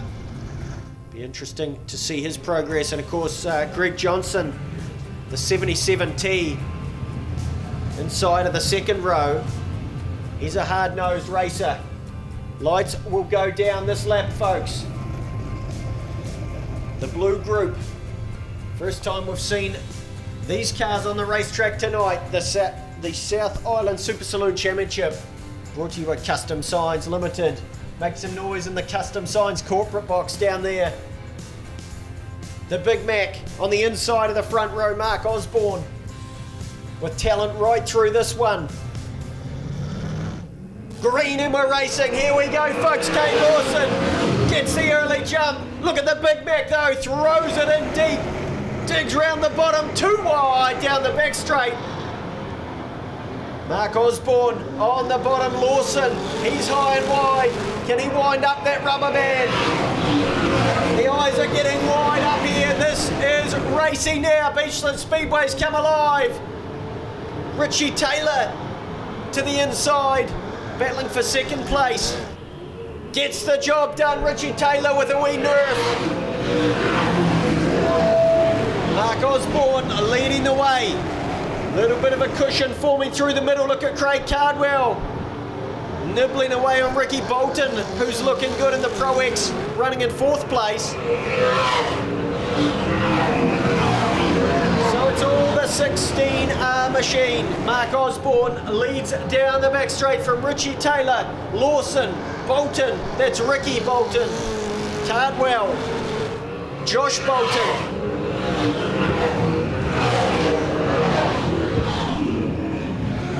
15-lap heat races, long heat races. We haven't seen a yellow yet. With a calibre of field like this, they're not exactly driving into each other, folks. Oh, tight race car for Craig Cardwell. Pushed up the hill at 1 and 2 that lap did the 3 and Z car. Looks much better at 3 and 4. The Cardwells, Hoosier supported 3 and Z. So Mark Osborne, 3-time New Zealand champion for 16R, screaming out in front. Craig Cardwell, he's in 5th place, working on Ricky Bolton in the 861. That's a heated battle.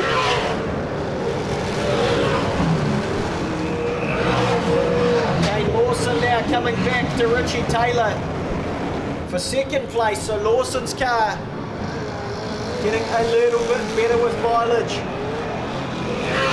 Cardwell had to check up.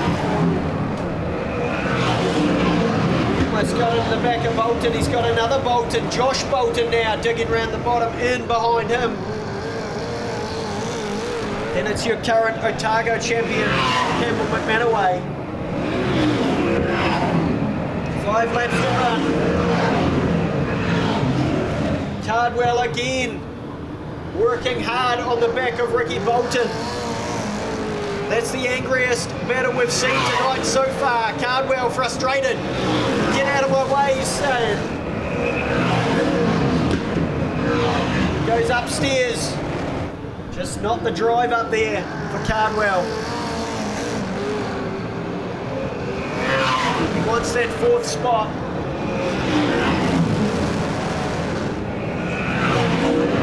As Lawson jumped the cushion at turn 1, Lawson dropped a mile of racetrack, jumped the cushion into 1, got up in the loose. Richie Taylor driving a good straight race. White flag for the race leader, Mark Osborne, the Big Mac. Quarter mile to run. So he's done this one from the front.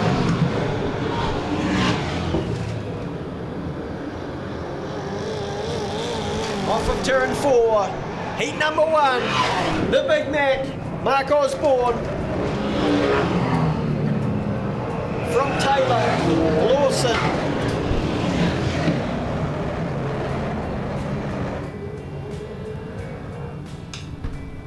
As the noise dies down, folks, pay him off. Mark Osborne, the Big Mac, in the Stealth Engineering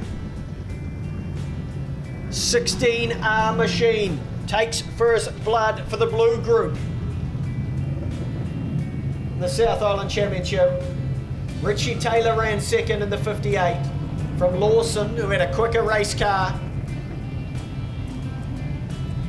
Late in that one, just lost the position early. He ran 3rd. And it was Ricky Bolton who had Craig Cardwell all over him all race long. The 3 and Z was looking racy. And believe me, folks, when this racetrack widens out a little bit later on, we are going to see some high, wide and handsome racing from what is a ridiculously talented field assembled for the Custom Signs South Island Super Saloon Championship. Pay him off over there at turns 1 and 2, Mark Osborne, 3-time New Zealand champion, ex-North Island champion, trying to get his name on the South Island Super Saloon Championship trophy. Modified sprints next on the dummy grid. Super Saloons make their way back to the pit area. No damage for any of those cars. The only damage we saw tonight so far was the Jackson Lovelady machine. in the yellow group, heat number 1. So a full complement going into the second round of heats. 25 laps later on to decide the champion, folks. It'll be dark by then, the track will be wide, the track will have teeth around the top, and this field will put on a show. Modified sprint action coming up real soon. Enjoy the show, folks.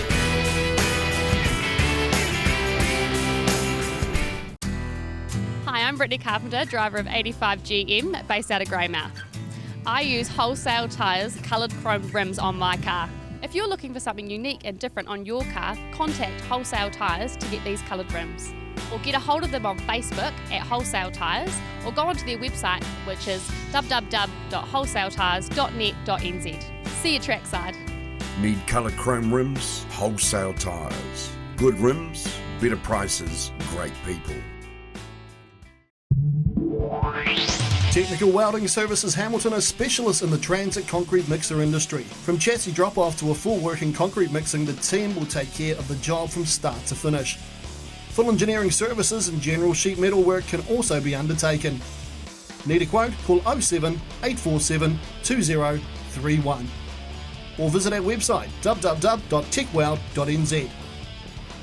Technical Welding Services Hamilton, we are the experts.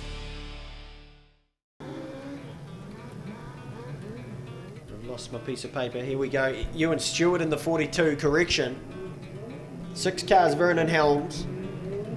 Jaden Fraser, one to watch in the 36i car. 29C is Brent Haston from Woodford Glen Speedway. The Thriller, Michael Jackson in the 54. And the 73 car, Tim Kemp, round out the field. So cars to watch right down through this one. The Thriller, the 54 of Michael Jackson.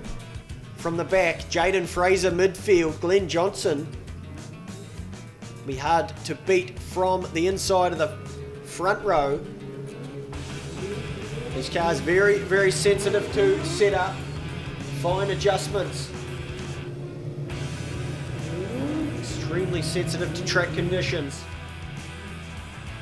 Looks like a reasonably smooth deck so far. A couple of wee ruts over there at turn number 2. As the lights go down. Shanks and Johnson on the front row. We come to the green. Modified sprints. Racing now. And Mike Shanks jumps out to the early point. Glenn Johnson battling round the bottom of the racetrack. Too wide down the back straight. Johnson takes it. And Johnson will lead at 3 and 4 for the first time.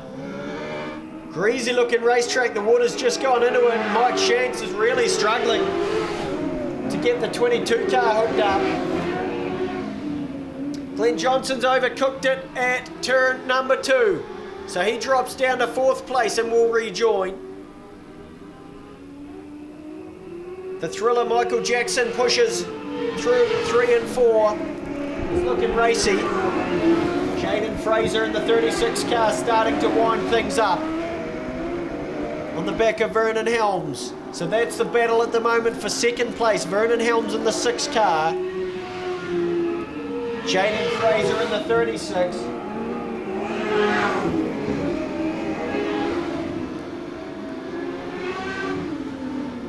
Mike Shanks leading the way. His to lose from here, folks. Mike Shanks, the 22 car.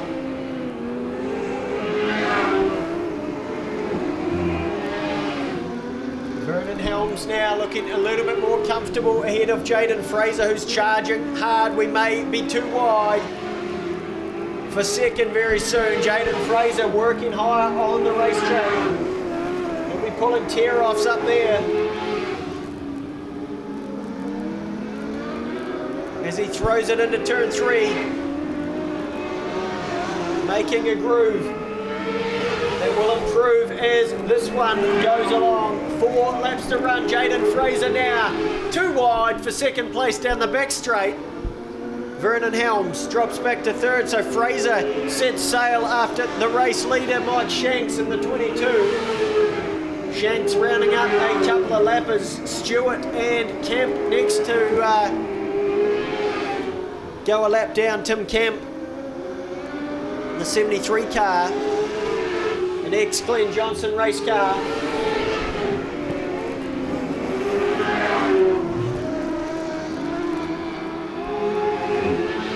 As the white flag will fly this time by for the 22, Mike Shanks. White zone, quarter mile to run. Jaden Fraser closing in. Oh, Shanks checked up. This could be on, folks, at 3 and 4. Jaden Fraser knows it.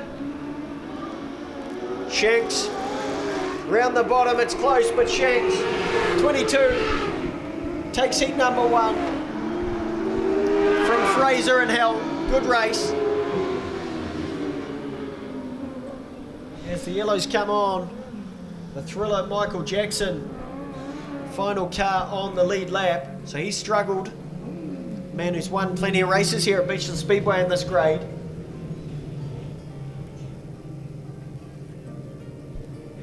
But it was Mike Shanks from the outside of the front row takes first blood. And that concludes the first round here at Beachlands Speedway. Double header this weekend, of course. The Custom Signs South Island Super Saloon Championship tonight. Tomorrow night, folks, don't miss it. The Otago Metals Otago Super Saloon Championship. The Southern Lights and Services Limited Midget Series travels south. So a stout field of midget cars here at Beachlands Speedway. It's a treat we get once a year.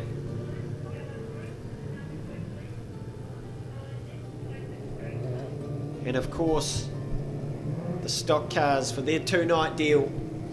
Been informed it's $2,500 cash. DEJH Limited and Tahura Shearing have put up for the stock cars. Over the course of 6 heat races this weekend, Harry Greer leading the way in that one.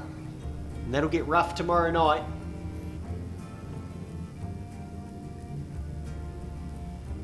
As the modified sprints leave the arena. Speaking of the arena, we thank our sponsors around this awesome facility here in Waldronville, Dunedin. For all our viewers on the Pits Media, I hope you're enjoying things. Build it, make it, fix it, shift it, tow it, stow it, dig it, lift it, mow it, trim it, grind it, chip it. We hire it. Mix it, pour it, smooth it, finish it, saw it, clean it, nail it, polish it. 0800 24/7 rent. We hire it. 0800 24/7 rent. We hire it. About to go live, Alina Johnson on the outside of the front row with Ben Howard. Those two battled closely for third place in their opening heat race. Ben Howard, oh, there's contact at turn 1. Ben Howard nerfs Johnson out of the way and takes the lead. Alan Kirk right up by the fence at 1 and 2. What can he do to get through this field? Ben Howard leading the way. Down at 3 and 4 from Alina Johnson. Then it's the 24, the troubled 24, Jared Constable. Had a shocker season with multiple engines in that Subaru. Michelle Cuff struggling in the 19D. Going backwards at the moment, Gary Cuff looking strong in the FG Falcon, the 14. He's up into about 6th place. Ben Howard though with the little 1600 Toyota Levin. Looking sharp out the front at the moment.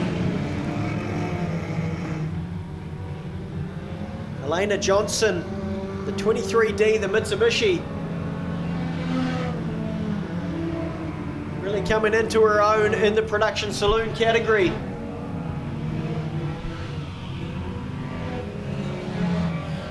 Jason Whip in the 941 having all kinds of issues in the AU Falcon. Car looking evil, sounding evil also, swapping ends.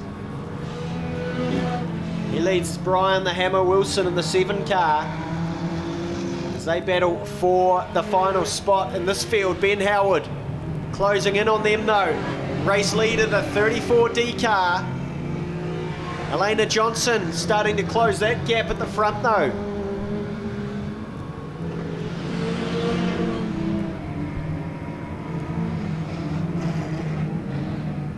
As they put a lap on the Whippy. Jason Whip really battling with the 941 car, the AU Falcon. Who doesn't love an AU Falcon, folks? As it's closing up for the lead, they go around the hammer. Brian Wilson put him a lap down. Elena Johnson's car looking racier the more laps we do, with 3 to run next time by. Ben Howard, the young fella, not long out of youth saloons. Alan Kirk's gone terminal in the 37 car, so he's crawling around the outside. All kinds of issues for the 63 of Regan Constable, who's facing the wrong way. And a tank slapper coming off of 4. Alan Kirk still limping.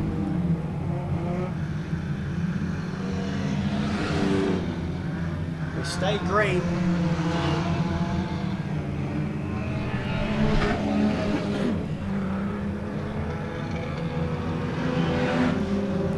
As the white flag comes out for Ben Howard. 400 metres to run around the pole line for Ben Howard. Elena Johnson sees the white flag and knows that it's go time. Alan Kirk makes his way to the infield. Good experience. Oh, Elena Johnson with a charge at turn 3. Too wide for the race lead. Ben Howard though, he's got to run to the flag. Ben Howard takes seat number 2 for the production saloons from Elena Johnson. And a good solid bank of points for the 24 car, Jared Constable.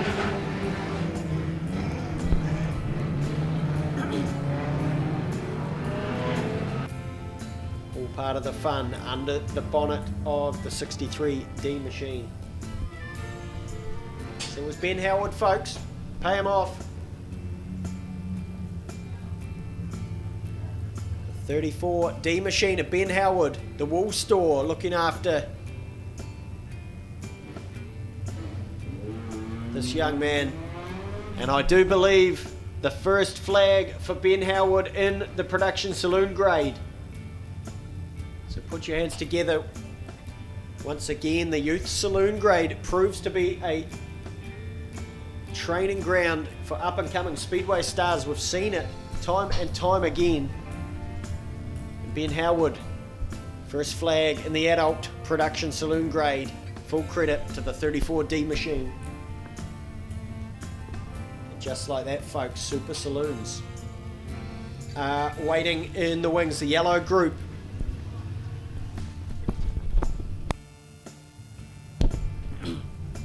Yellow group waiting in the wings.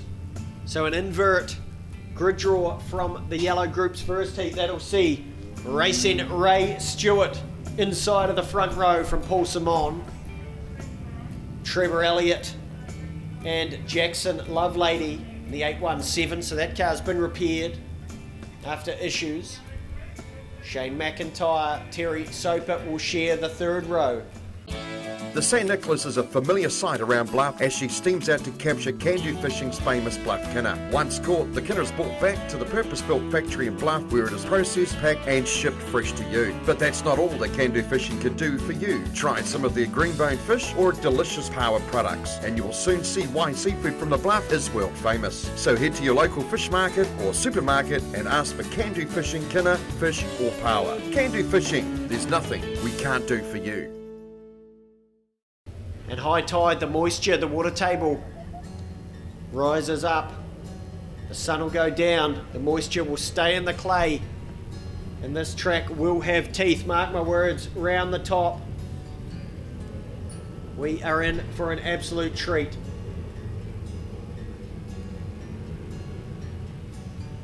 It's the Hypermac race car, the 34T of Racing Ray Stewart. First out of the gate, Trevor Elliott. The 27C machine, Elliott scaffolding. Looks after that race car, another Hypermac machine. Mr. Hypermac himself, the 26N machine of Shane McIntyre. The Hypermac house car. The 21N. Won the first heat, the Burse. 6-time South Island champion, current South Island champion. A wild operator. Spoke to him in the pit area a little bit earlier on. He loves his speedway racing. It's probably the form South Island competitor at the moment. But don't go past the 1NZ. Originally from Invercargill, Pete Dixon calls Tauranga home these days. The Cowling Motorsport 1NZ machine. Starting from the rear of this one. Malcolm Nartai does make it out. He was late to the dummy grid, was Nartai. Putting a demon set up in that machine, I'm absolutely sure. As we'll stack this field up. We'll feel out the racetrack. Looking a little bit greasy with water just going on, but this track is going to offer up all kinds of racing, folks. The custom signed South Island Super Saloon Championship. Enjoy this, folks. Not often we get a field here at Beachlands quite like this one.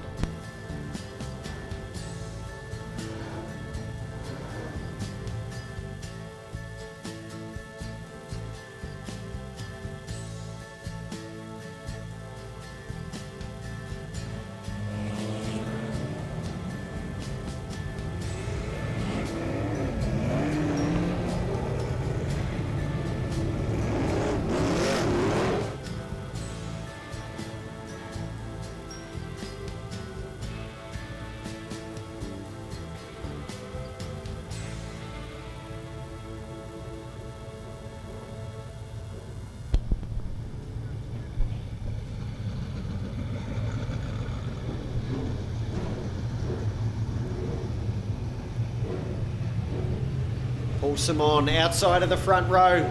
We've lost Ian Burson to the infield, folks. This is high drama. Clerk of course goes running. He knows the ramifications of this one. Ian Burson, first heat race winner. Just wanted to have a chat with the clerk of course. Makes his way back out onto the racetrack. Wonder if that'll be a 3-minute bell.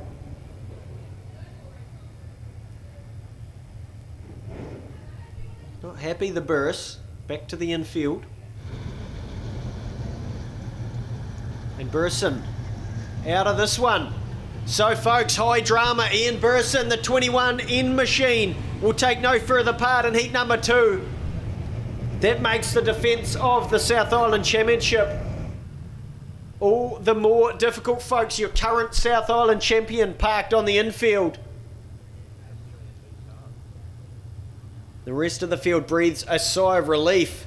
Burson, dominant winner of the first heat race here. Doesn't mean he's out of the running altogether, but he'll start from deep in the feature with a win and a DNF. There'll be some fast cars from the front. Pete Dixon with a lot of work to do here. Runs second in the opening heat race. Starts from dead last. So Pete Dixon will need to pick off some spots. Let's hear it for Terry Soper, folks. The 8D machine. The custom signs. South Island Super Saloon Championship. About to get loud for heat number 2. Green in the air, racing now. And it's Paul Simon to an early jump. Look at Jackson Lovelady. He chops to the bottom of the racetrack. Terry Soper's digging round the outside, on the outside of Trevor Elliott. Battling for 4th place. Lovelady chops down to the bottom. We're too wide for the lead. As Paul Simon leads the way.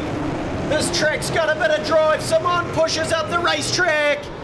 Gives away the lead to Racing Ray Stewart in the 34. Terry Soper. Car looking racy. The Big O has gone around. There's been a problem for the Big O at turn 3 and he's parked. Yellow's come on. Well, boy, oh boy, things have come alive here, folks, at Beachlands Speedway. The track is looking drivey. Ray Stewart leading the way. Jackson Lovelady. A crafty young race car driver is Jackson Lovelady, chopping down with a late apex at both ends of the racetrack. Be a minor reshuffle. The Big O will of course restart from the rear of the field, but there were plenty of overtakes in that last lap, and of course Speedway New Zealand rules, we go back to the last completed lap. So Paul Simon, let me tell you, the race car was evil. It was pushing up the racetrack at both ends, at 2 and at 4, but he'll go back to the point of this one and he'll lock it down. If he's got adjustable shocks on that car, he will be winding the knobs off them. Let me tell you, Paul Simon, the 7T machine. Ray Stewart, the Heavy Tracks car, knows he's got a rocket ship underneath him. Terry Soper looked quick, folks. The 8D car. Get around him, the naming sponsor, your local hope. Green in the air, we'll go again. And it's Paul Simon. What's that race car going to do at 1 and 2? Looks much, much better. He's made some adjustments. And Paul Simon leading the way. Ray Stewart.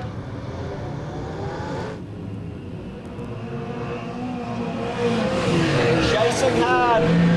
This car's all over the racetrack. Terry Soper's lost ground, folks. Terry Soper's dropping like a stone at the moment. Jackson Lovelady running in 3rd position. Stewart to the inside. Simon leads it. Well, he's turned that car around under caution. Stewart chasing hard. Lovelady now feeling the heat from Trevor Elliott, the seasoned veteran Trevor Elliott, the 27C car. Terry Soper's got around. McIntyre, they're too wide down at the southern end of the racetrack. Paul Simon continues to lead. Ray Stewart wants that spot. Lovelady with Elliott all over him. Trevor Elliott looking speedy, winds it up. What can he do? Has to bobble it off of turn 2. Too wide for 3rd place. Trevor Elliott carrying the left front. Look at him go. Can he run the leaders down? Terry Soper doing all he can. He runs in 5th at the moment. It's on at the front. It's on at the back. Look at Pete Dixon working hard. Goes to the outside of Nartai. There's contact. Nartai and Pete Dixon. Peter Dixon ripping the lip here at Beachlands Speedway. Trevor Elliott, fastest car on the racetrack with 7 laps to run. Simon, Stewart, Elliott, Lovelady, Soper now digging round the bottom in front of Shane McIntyre. Pete Dixon's coming. He's got around Nartai. Sets his sights on Shane McIntyre, a man he knows well.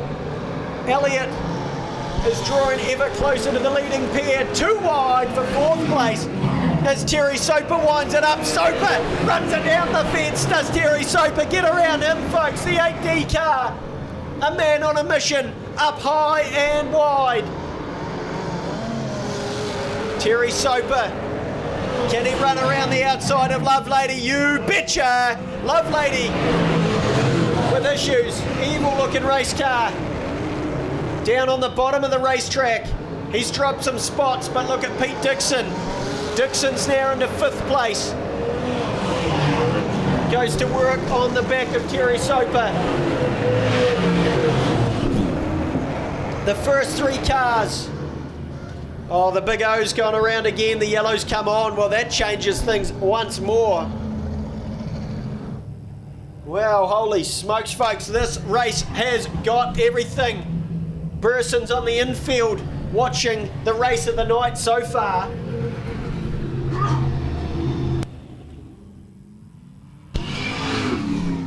Commentators having a coughing fit as we run through the order. It's Paul Simon, Ray Stewart, Trevor Elliott, who looked pacey. He run the leaders down to Trevor Elliott.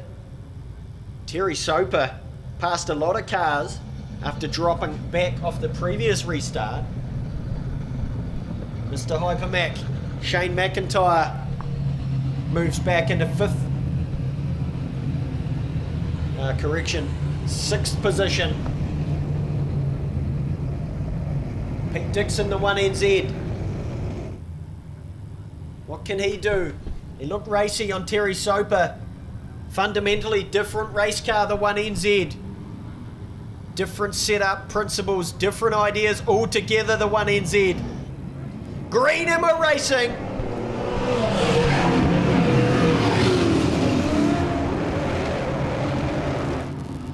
As Elliott had a big look for second place. Look at Terry Soper now. Soper won't die wondering. He's a hard-nosed racer. Terry Soper gets into third place. Does Soper. Elliott comes back in and around the outside with 3 to run. Good drive off the cushion.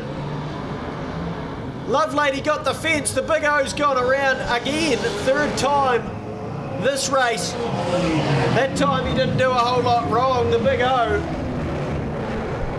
A victim of Jackson Lovelady pulling to the infield with issues on the 817. And Big O will once again restart, tail of the field. It's going to be 4 laps to run at the restart by my count, and it's still Paul Simon who worked some form of miracle under the first caution, folks. The car was evil off the original race start, pushing at both ends. The 7T, whatever onboard adjustments he had, worked a treat. The track is suiting that car at the moment, and he leads the way. Another restart with 3 to run. Green, and we go again. It's heating up at Beachlands. Simon ripping the cushion. Ray Stewart has a look underneath him. Can Ray Stewart get around the bottom of this racetrack? Too wide for the lead. Ray Stewart to the stripe. It's Simon again. As we race to the white, Trevor Elliott now having to go for second. Soper and Dixon too wide for fourth place. Dixon ripping round the bottom of this racetrack. White flag, 1 to run. And it's Simon from Stewart. From Elliott. That's the top 3 at the moment. And it looks like that's how they'll finish. Simon to the stripe. Paul Simon. Stewart. Elliott. Pete Dixon ran 4th from the rear. So Pete Dixon bags a bunch of points. The 1NZ car.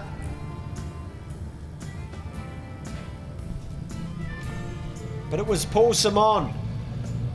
Rumours of eternity. X1NZ street stock racer Paul Simon. Turbo Shop looking after him. MV Motorsport. The 7T machine of Paul Simon. With the flag high. An elite company here at Beachlands Speedway for the custom signed South Island Super Saloon Championship. Well, that one had everything. Had about 100 restarts. We lost perhaps the form competitor for the night before we even took the green, Ian Burson. The big fella had to sit and watch that one, the 21N pilot.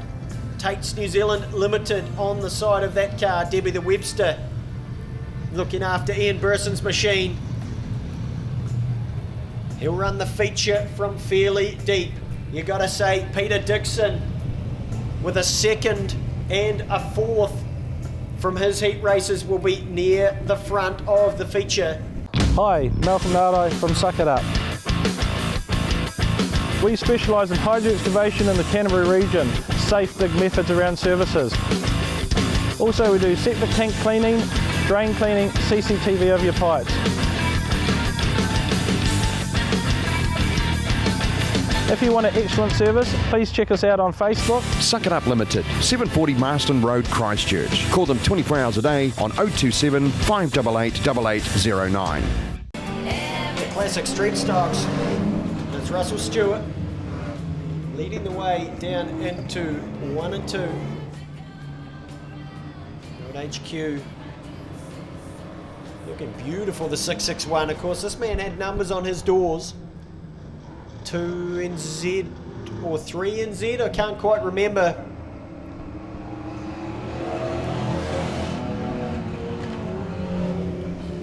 Of course, 3 generations of the Stewart family represented here in the Beachlands Speedway Club. There's of course the Beachlands Bulldogs travelling away to Woodford Glen Speedway for the Street Stock State of Origin tomorrow night. Street Stock teams racing at Woodford Glen. Sponsors for the Beachlands Bulldogs: Custom Signs, Dunedin City Motors, Gillies Contracting, Rollright Fabrication, Bottings, Butter, I don't know what that says, Roof Restorers Otago, Lawns and Thorns, SC Photos, Concord Tavern, South Otago Customs, and the Paint Store. Special thanks to Alicia Stewart for all the hard work behind the scenes. The Beachlands Bulldogs going to do battle for what is effectively the South Island Street Stock Teams Championship, the State of Origin tomorrow night at Woodford Glen Speedway, north of Christchurch.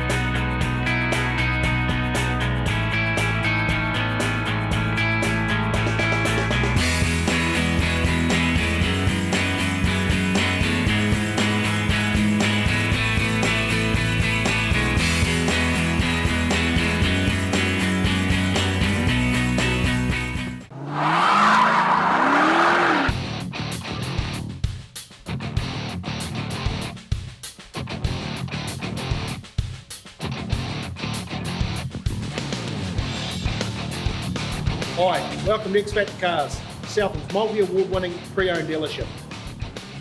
We've been based in Invercargill since 2004, but with a nationwide delivery service available, we'll deliver the car to your door. Stockists of classic collectibles, V8s, family vehicles, trade vehicles and everything in between. With an in-house finance and insurance specialist, we're with you every step of the way. We're extremely proud to be the naming rights partner of X Factor Cars Riverside Speedway.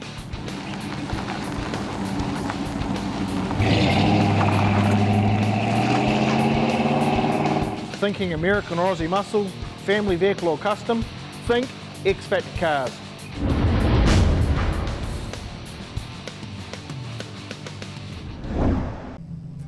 Next season, of course, Beachlands Speedway will host the New Zealand Super Saloon Championship. So that's the big dance. That's what we're working towards. The 21-22 season, the New Zealand Super Saloon Championship. That'll be one not to be missed, folks. We'll fill this arena. The holy grail of big wheel speedway racing in this great country, this great sport.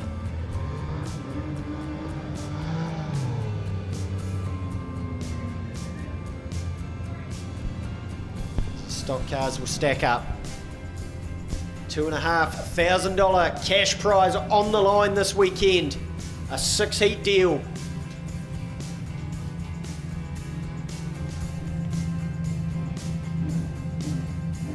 Jesse Helm rolls up outside of the front row. We've got a car missing.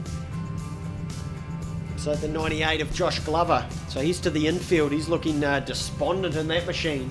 He's gone terminal on the opening warm-up lap. JCR Racing 98D car. A few cars missing. It's Peter Knight. Rolls into position. Prozac, the 27D. 6-cylinder Hemi 6 powered stock car. Looks like a classic stock car, folks. That car's only 2 or 3 years old. Brand new build. Beautiful sounding. Beautiful looking. An extremely competitive stock car. Peter Knight, he's been around a long time in street stocks and now in the stock car grade.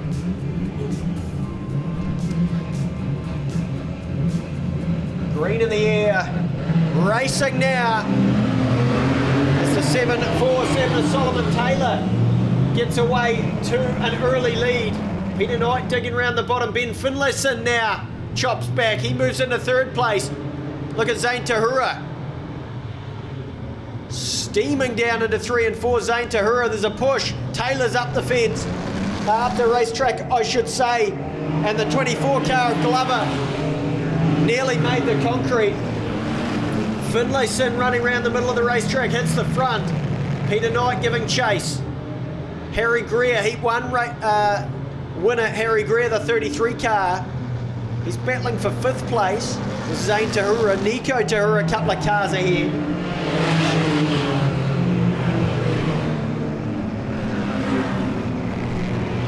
There's Finlayson leading the way. Solomon Taylor with all kinds of handling woes in the 747. Drops a bunch. Ella Simpson getting to grips with the 18D car. Ticks another lap off. Peter Knight is flying in the 27 car.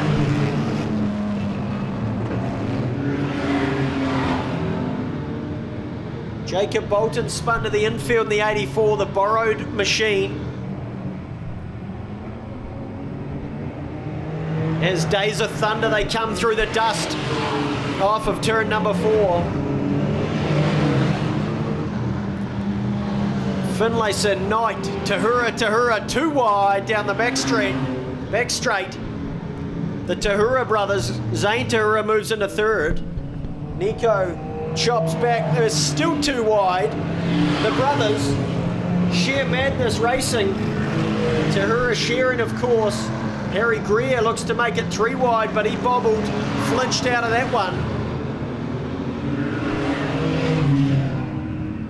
7 laps to run, long way to run.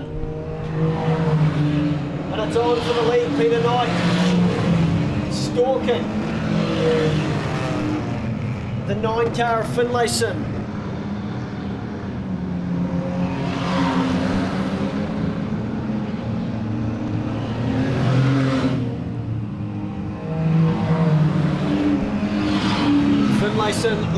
another one.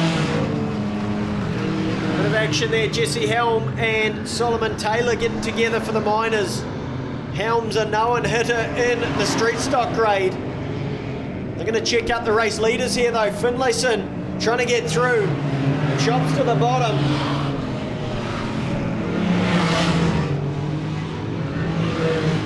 As Peter Knight now working on Helm. Helm's a lap down. The fly in the ointment. Look at Zane Tahura. Will he rip round the outside? He's rolled the dice.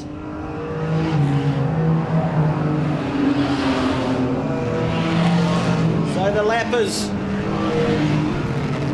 always a factor in speedway racing. Quarter mile of clay. Nowhere to hide out there. Finlayson goes through on Taylor. Jack Honeybone's gone around. So that was a front running car. He was in about 4th or 5th position. May bring the reds on, he does. Bolton was also around at 1 and 2. Both cars refired. This will be a short red. Race leader Ben Finlayson, the 9 car from the 27 of Knight. Tahura got an amazing jump. Finlayson was asleep, folks. And it's Zane Tahura takes the lead. As they run to the white, Zane Tahura can't believe his luck. Harry Greer 3 wide for the lead. Harry Greer under the white flag. Finlayson with a push. But it's Harry Greer, folks, has hit the front 2 wide down the back straight. Zane Tahura leads into 3. Zane Tahura pushes up the racetrack. Zane Tahura gets the job done. Checkers come out.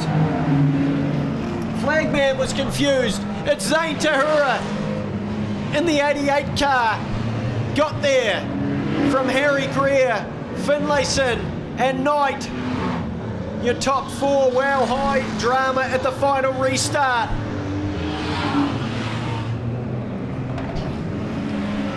Holy baloney, that was wild in the later stages of that one. So Zane Tahura shows why you need to stay active in the race car. He knew it was going to be a short red. Finlayson, unfortunately, caught napping in that one. Let one slip away. Pay him off, folks. That was entertaining stuff. Zane Tahura, he's pumped up. The 88D machine. Young Zane Tahura, another graduate of youth saloons. Went to street stocks. He's now found his home in the stock car grade. A down the middle, Falcon powered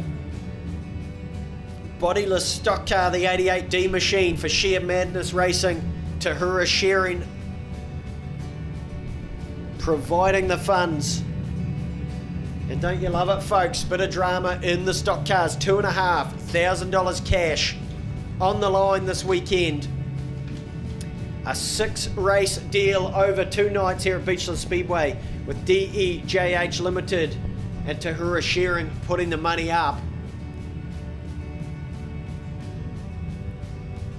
Let me tell you, it'll get rough tomorrow night. Super Saloons waiting in the wings.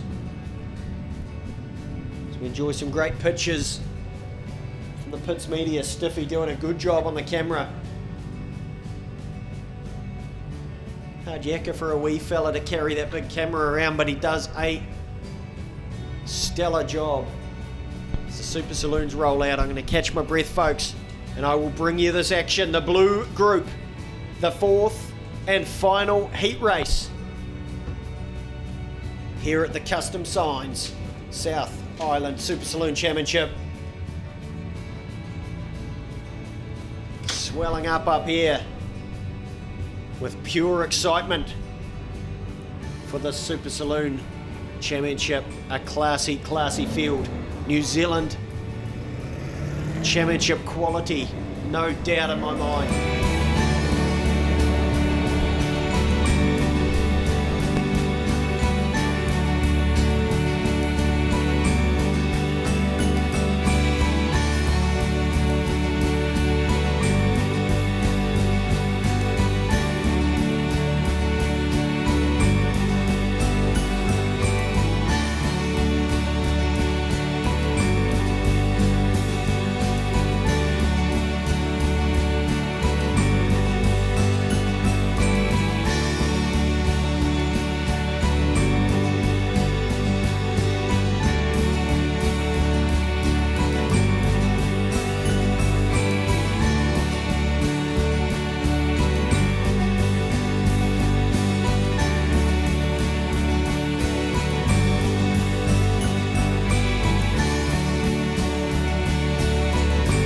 and the Big Mac. Mark Osborne and the Stealth Engineering race car, the 16R. Green in the air, let's go! And it's Campbell McManaway. Gets an early jump. Lister looking to go round the top side. Alistair Lister in the 4D car slots in a second. Then it's Josh Bolton, Ricky Bolton. Look at Richie Taylor sends it in from the car park. Battling the outside of Craig Cardwell. Richie Taylor means business in this one. Chop lanes, low side on Craig Cardwell for the midfield. Richie Taylor looking aggressive in this one. Craig Cardwell the same. The stakes are high. The grid position for this feature final is going to be critical. Look at the Big Mac now, the 16R car on the outside of Johnson. Cardwell and Bolton too wide for fourth place. Battling hard. Craig Cardwell chops to the bottom as the light fades here at Beachlands Speedway. Campbell McManaway is checked out. Shut the gate, he's gone. Josh Bolton running second. Alistair Lister third. We go back to Cardwell. A good battle here though between Ricky Bolton, Richie Taylor and Mark Osborne, the Big Mac in the Stealth race car.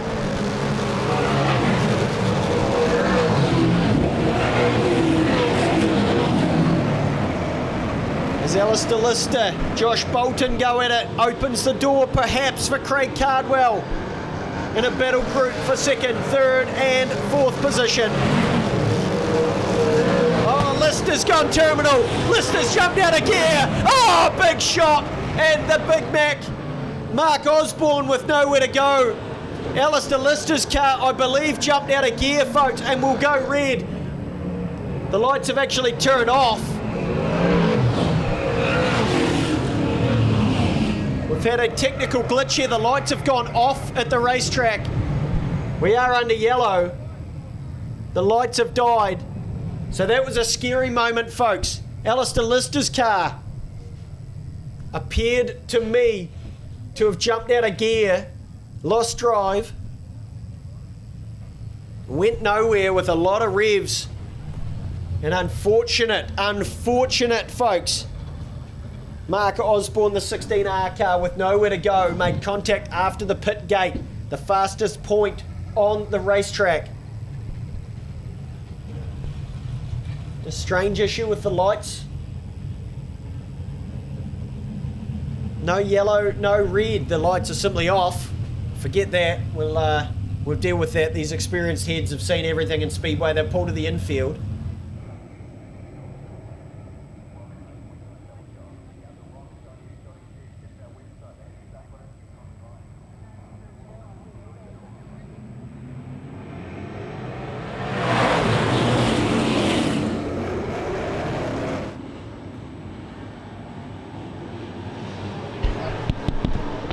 Test 1, 2. Major technical issues up here. We've gone green and we're underway once more. Campbell McManaway leading from the 891 of Josh Bolton. I'll give you a rundown on the technical issues we've had up here at the end of this race. Too wide for the lead as Josh Bolton flames from the inside left brake rotor. Too wide for the lead. Campbell McManaway holding him off at the moment. Josh Bolton though round the pole line. Too wide down the back straight. McManaway gets back to the front. McManaway ripping the lip. Josh Bolton down on the concrete. As good as it gets at the front of this one. McManaway ripping the lip. Draws clear once more. Josh Bolton looking to get it happening down the bottom. Can't do so with 4 to run. Craig Cardwell running in third. Richie Taylor fourth. Then it's Ricky Bolton, Kane Lawson, Greg Johnson rounding out the field. McManaway though ripping round the middle. At 3 and 4. Up on the cushion. Slides it in. Drives off of turn 2. He'll be untouchable up there, folks. Josh Bolton continuing to persevere on the bottom of the racetrack. Craig Cardwell can't hang with the front two. Bolton now coming back to McManaway slightly on that lap. Ricky Bolton running in 5th place, drawing closer to Richie Taylor in that 58 car. 2 laps to run. McManaway, your current Otago champion, is going to lead to the white from Josh Bolton. Craig Cardwell goes upstairs. What can Cardwell do? Pushes through the middle of 3 and 4, so not a lot. White zone. McManaway leads the way with a quarter mile to run. Josh Bolton in 2nd. And that's the way it is going to finish at this rate. Cardwell with one last dig. We're too wide to the line, but it's McManaway takes heat number 2 for the blue group. Josh Bolton digging all the way round the bottom. Well, we had some fairly extreme technical glitches during that one. Let me just do some admin. I'll bring you some updates momentarily.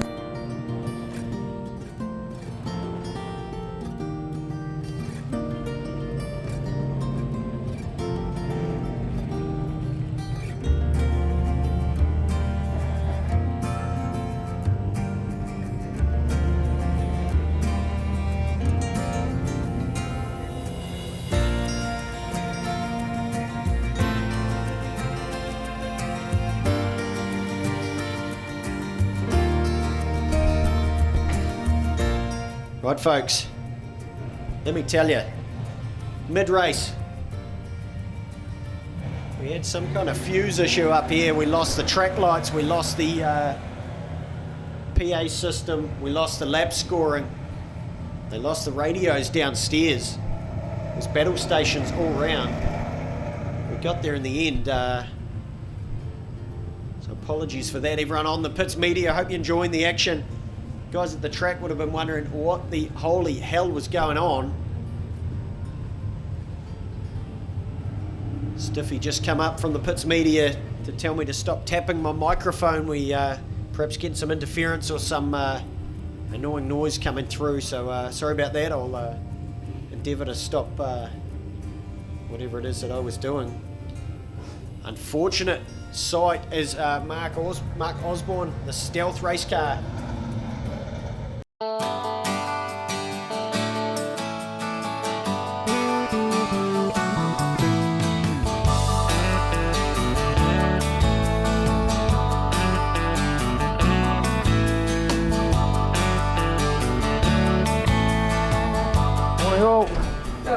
How we going? Smoker time. No, I've been I have a beer, mate. Still working. Raspberry and Coke for me, thank you, Lauren. Busy, hey. All right, mate. I'll catch you up later on. Good to see you. See you. Oh, 2nd flat tyre in 2 days. Here's my phone. Get wholesale tyres in Whakatane. Need truck tyres? Wholesale tyres. Good tyres, better prices, great people.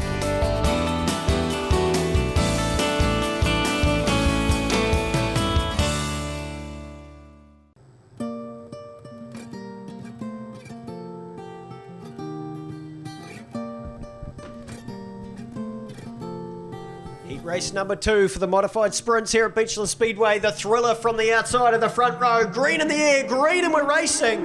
And a great jump from the 29 C Machine from Woodford Glen Speedway. Brent Haston.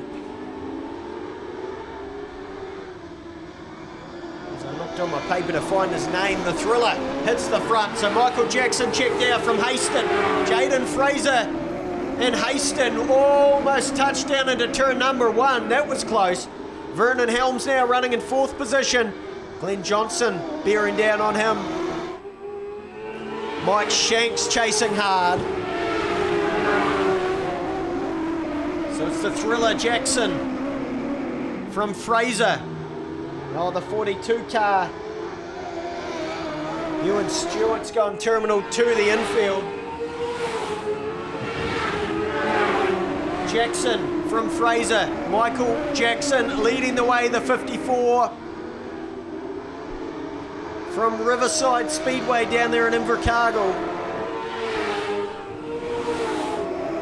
Jaden Fraser, another Riverside car. Fraser ripping around the middle of this racetrack. Getting towards high tide. This track will be nice and drivey. Come feature time a little bit later on. I cannot wait to bring you the action.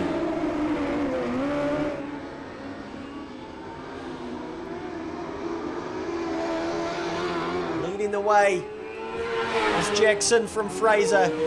We're strung out here, folks. Haston, Helms, Johnson and Shanks, that's the order. Not a lot doing. Oh, Helm pushed up the racetrack coming off of turn number 2. That brings a couple of cars close.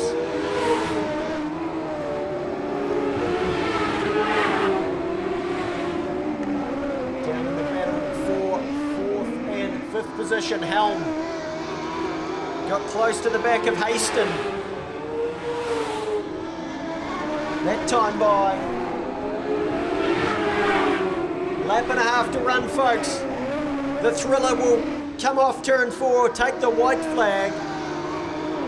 Oh, Jaden Fraser's gone around. Second place, Jaden Fraser. Still in second as he rejoins. This is on. Under the pole line, slides up. Hits the concrete, that was nasty. The Thriller takes the checker. Has Fraser recovered? Yes, he has. Fraser will run second. From Haston, Johnson, Helm, and Shanks, your heat number 1 winner, Mike Shanks, rounds out the field. So that's an invert. But it's all Michael Jackson. Told the rest of the field to beat it. He got out of there, did Michael Jackson, the 54 car from Riverside Speedway. Jaden Fraser was comfortably running in second place with a racy looking, speedy little rocket ship. Overcooked his situation down at turn 4 on the run to the white flag. Held on for second. Ryan Anderson Builders and Dyno Works looking after Michael Jackson's 54i car. Awesome looking race car. Pay him off, folks, as he makes the rounds. We'll go into another Production Saloon heat race, the 3rd and final Production Saloon heat race for the night. Bit of water will go in.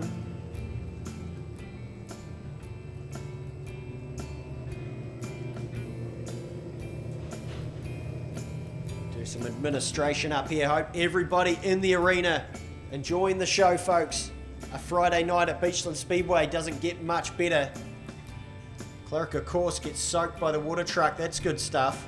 Championship night, the Custom Signs South Island Super Saloon Championship on the line. 4 or 5 races time. It's going to be a goodie. Mark my words. Gary Cuff outside of the front row. The FG Falcon rips away. Takes the lead. Michelle Cuff running second. Alan Kirk, a flat right rear in the previous heat race, but Alan Kirk made light work of the rest of the field. Couple of Falcons out front, and don't you love it? The FG of Gary Cuff leading the BA of Alan Kirk. Combined age of a hell of a lot. Kirky, of course, a lot older than Gary Cuff.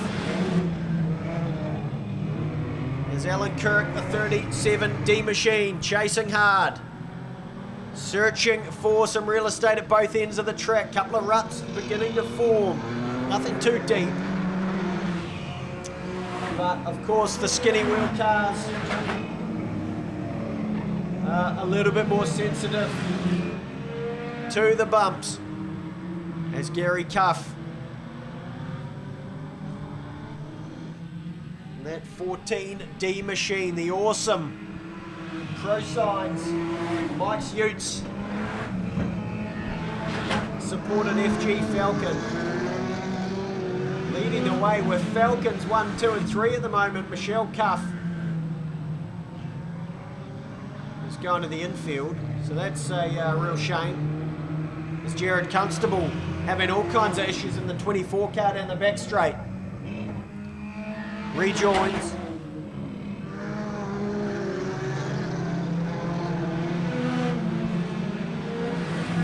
Michelle Cuff has made her way to the infield, so that's a shame. Gary Cuff still leading the way. 5 laps to run. Half race distance. Alan Kirk doing all he can to run down Gary Cuff. Just can't get there at the moment. We go back to a good battle between Gareth Cayley in the 26 and Elena Johnson in the 23. Some good rev limiter action from the Rice Burners down below the commentary box that time by.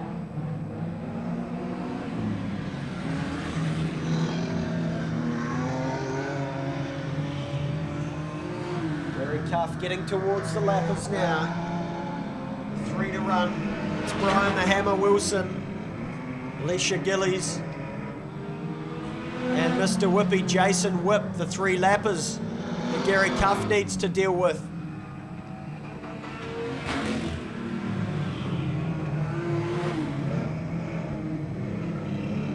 Picks his way through. It'll be white flag next time by for your race leader, the 14 of Gary Cuff.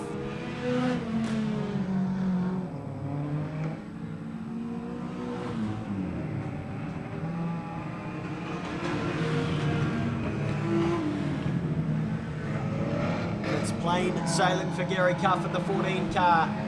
The FG Falcon looking a picture out front. Alan Kirk, with all his experience, chased hard. Ran a strong second. But off of turn 4, checkers go to Gary Cuff.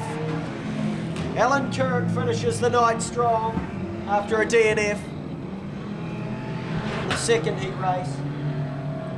Third place does go to Elena Johnson, who got the better of Gareth Cayley mid-race. Ben Howard, Jared Constable rounding out the field.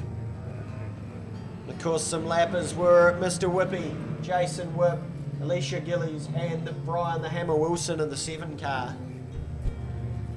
There's the familiar of Wilson up against it. Some serious performance. Couple of Barra-powered Falcons doing the job in that one. Classic street stocks on the dummy grid.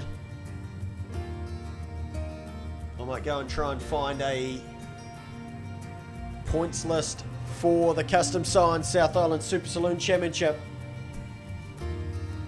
Meanwhile, give Gary Cuff a round of applause, folks. Sit tight and enjoy the show.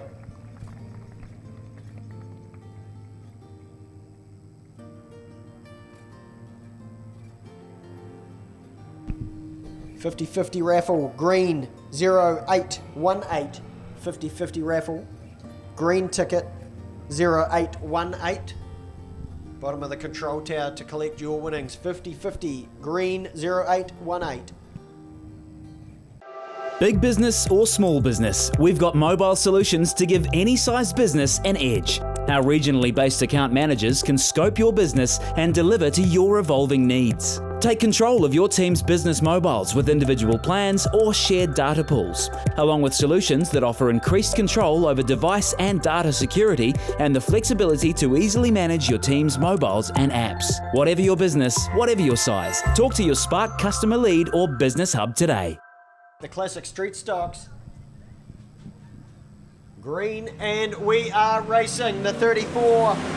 Mark Henderson gets away early in the Falcon from Russell Stewart, who had a hard time sorting out the electrical issue earlier in the night when we lost power to the control tower and to the racetrack. It was pretty sketchy. Russell Stewart back out on the racetrack, charging down Mark Henderson for the lead.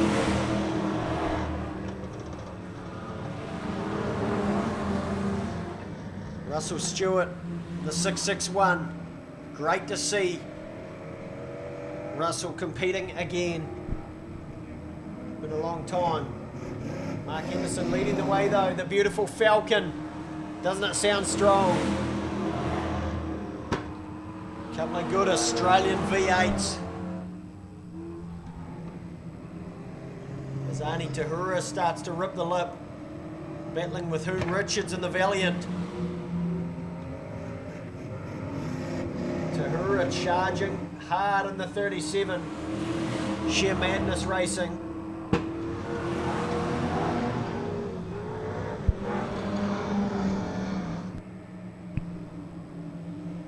Mark Henderson leading the way. Classic street stocks, good to see. Something a little bit different. Of course, the Beachlands Bulldogs travelling away to Woodford Glen Speedway tomorrow night for the Street Stock State of Origin. So Street Stock stood down here tonight. This weekend, rather.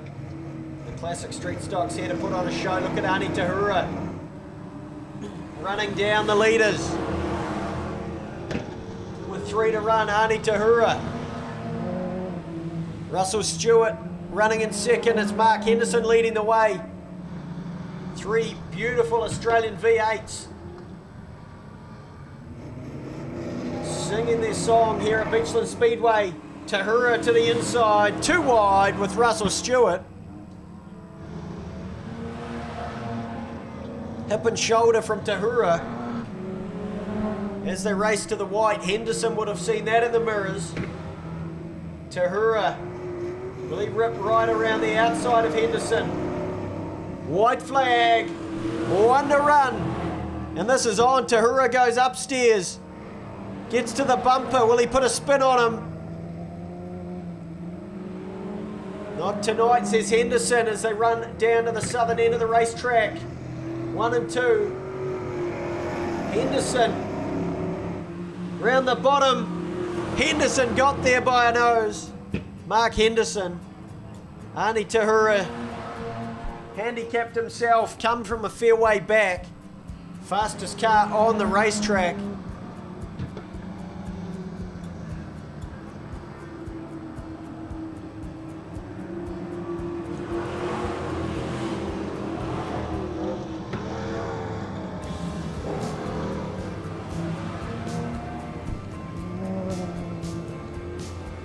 That'll do it for the classic street stocks here at Beachlands Speedway tonight. Mark Henderson, V8 Falcon, got the job done in the third and final heat. Of course may have a little bit of a challenge picking which car won that one, but it was Mark Henderson, the 34i car. Pay him off. Stock cars waiting in the wings. We get ever closer. Stock cars, modified sprints, then the big one, the Custom Signs Limited South Island Super Saloon Championship Final. 25 laps the distance. The track is racy tonight. We've got some heavy hitters, Burson, Mark Osborne, both with DNFs from the heat races.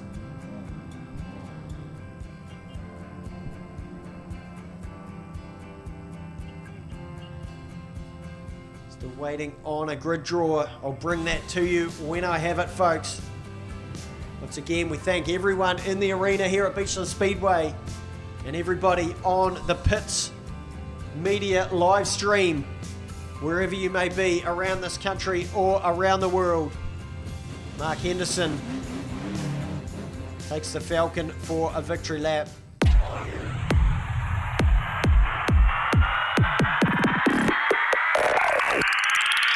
It's action for the whole family.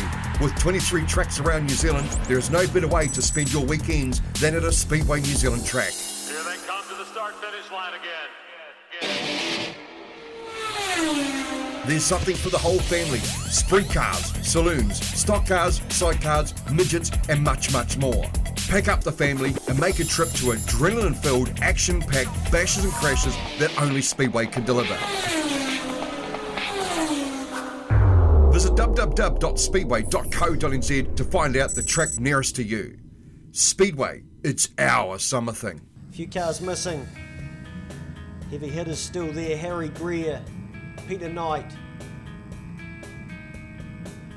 Nico Tahura, Zane Tahura, Finlayson. Looks like we've lost Honeybone and a few others. Front row, Jesse Helm. Long hold, lights are down, green, and we're racing. Billy Greer in the 17 car to an early lead. Peter Knight running second from Cody Glover. Nico Tahura, then Zane Tahura. Look at Zane go in the 88. 3 wide down the back stretch. Zane Tahura fired it in. Runs in third now. As Zane Tahura, a man on a mission. Billy Greer pushes up the racetrack. Peter Knight leads the way. Zane Tahura to the outside, that's for the lead. 2 wide at 3 and 4. Zane Tahura running round the outside of Peter Knight. Still 2 wide. Zane Tahura ripping up high on the racetrack. Too high. Peter Knight to the point. Tahura was up the fence. Nico now buys in. And we've got a threesome at the front. Peter Knight leading the way. Nico Tahura underneath him. 3 wide. Down the front straight and into turn 1. Amazing racing from the stock cars at the point of this one. Nico Tahura. Zane Tahura now second. Zane Tahura on the outside of Peter Knight. Fantastic stuff at the front of this one. Nico Tahura, Zane Tahura, 2 wide for the lead. Oh, Nico's overcooked it. Over rotates, goes to the infield. That breaks up that 3-way battle.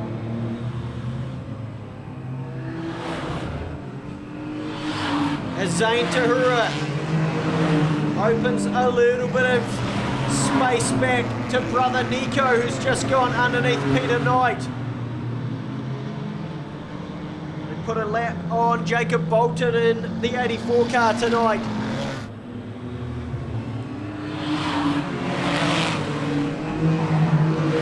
Not Jacob's usual ride, that 84 machine. Maybe looking to perhaps decide this one. Let's pick the pace up now that the leaders have come through. Zane Tahura. Comfortable in the front. Look at Finlayson now. Finlayson racing Peter Knight for position, for third position. Finlayson in that 9 car. Gets underneath Peter Knight. They are hip and shoulder at turn 4. With 3 laps to run next time by.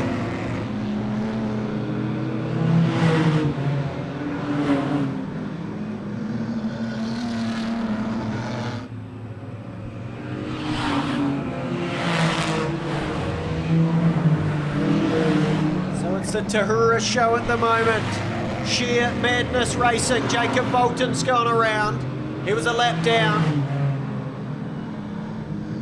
Some lingering steam coming from a stock car at 3 and 4. I'm not sure which car. It's Jesse Helm's car, the 21. So that's not looking so good.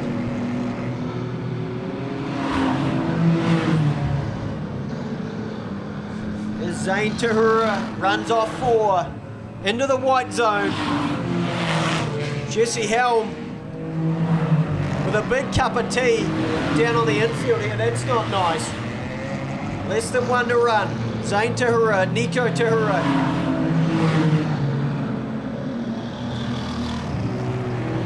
Getting the job done. Zane Tahura takes the kickers again. 2 heat races in a row. Cody Glover and Peter Knight are tangled together at 3 and 4. I missed that shot.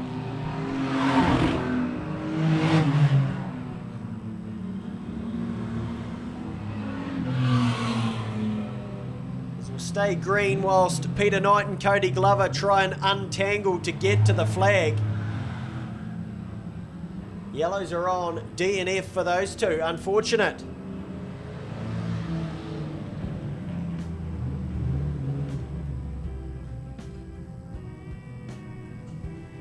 So Zane Tahura, the 88 car, takes the third heat race here tonight from Nico Tahura in second. And I do believe the 9 car, Finlayson, ran third in that one. 2-night show, $2,500 cash money on the line. Thank you to DEJH Limited and Tahura Sharing for sponsoring the grade and putting on the cash. Zane Tahura must surely be top on points.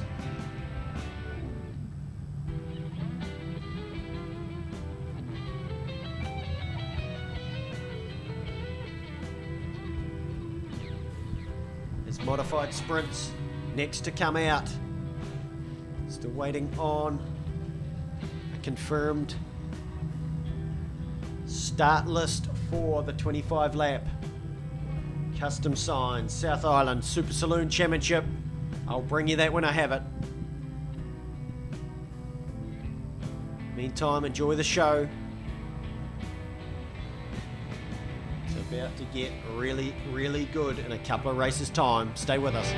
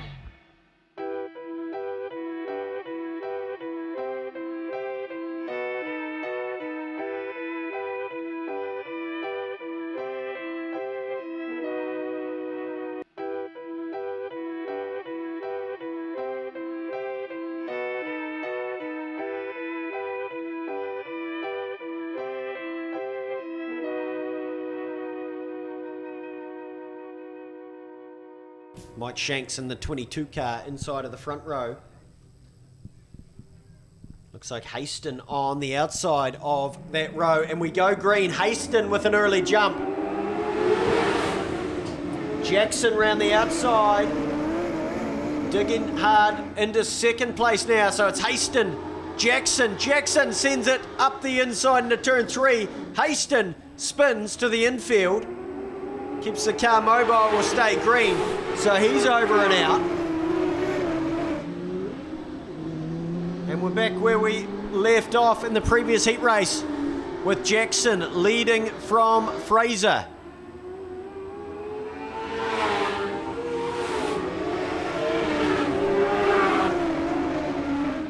Next back is Mike Shanks, Vernon Helms, Glenn Johnson, that's your order. Rounding out the field, Ewan Stewart and Haston, who's dropped to the tail of the field after that spin early. And once again, we're strung out, folks.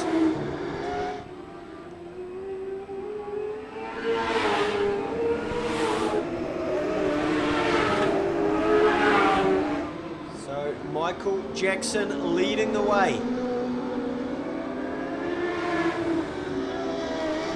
Fraser doing all he can, but Jackson, quickest car on the racetrack, checking out.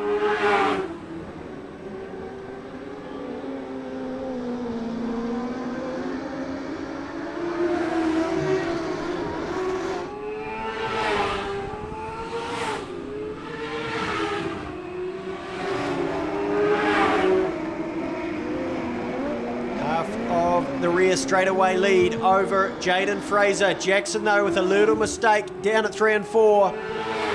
Brennan Helms has had a half spin at 3 and 4. So Mike Shanks will come alongside him and they'll go too wide for third position. Shanks can't quite keep that battle going though. is leading the way. Getting closer to the leader is Jaden Fraser. Jackson still leads in the 54. The 36 though, starting to bear down on him with 3 to run. Here we go, folks. Jaden Fraser's got there. Struggles for drive off of turn 2, but he got there into 1. Again at 3. Drives in hard. Can he drive off of 4?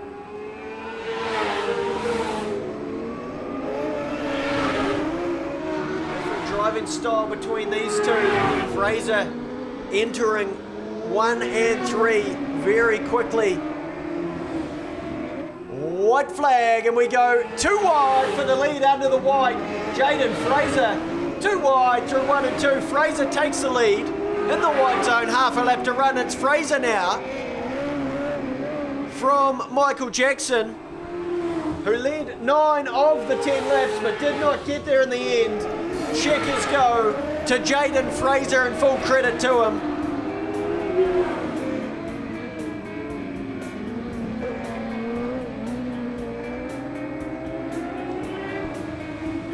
Haston and Stewart round out the field. Jaden Fraser, the 36i car, got the move done into the white zone. In fact, under the white, got the run off 4, got alongside and got it done at the southern end of the racetrack. Jaden Fraser, the 36i car, takes heat number 3 for the modified sprints. From the thriller, Michael Jackson. Vernon Helms ran 3rd from Mike Shanks. Glenn Johnson in the 23 car rounded out the field that finished.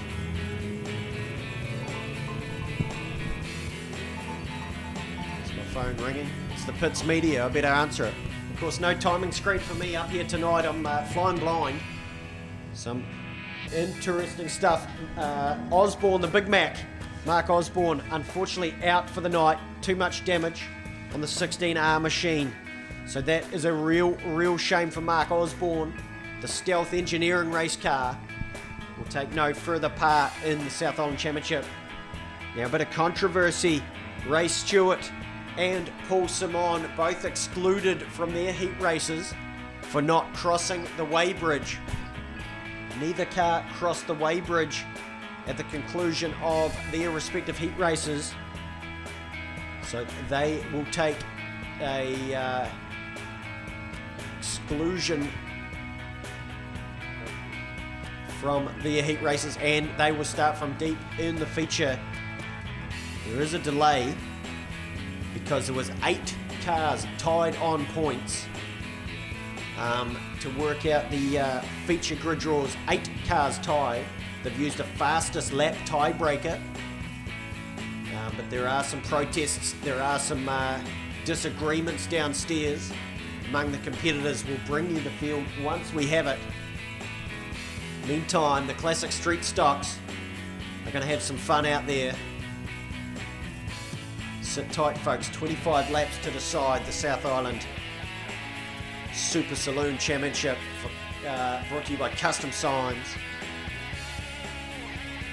Pits Media, of course, bringing you the action on the live stream. We thank each and every one of you watching online or here at the Rock FM Beachlands Speedway.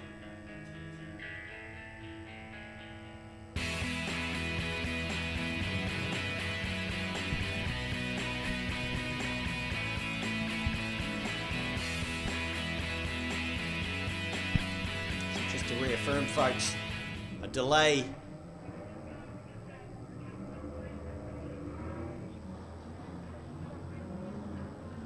in proceedings while the grid draws for the South Island Super Saloon title race are sorted. Classic street stocks on the racetrack. Reds come on. I believe Henderson didn't take fire from the start. Looked like one of the Valiants went the wrong way off the start, so that's entertaining stuff. Henderson will take a push to the infield, unfortunate.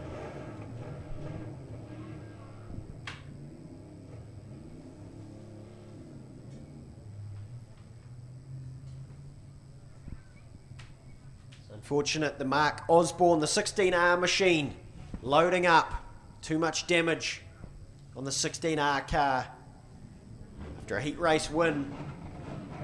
Just an unfortunate racing deal down here. Entry at turn 1 in the second heat race. A car lost fire in front of him and nowhere to go. A tubing if we were Superstock racing.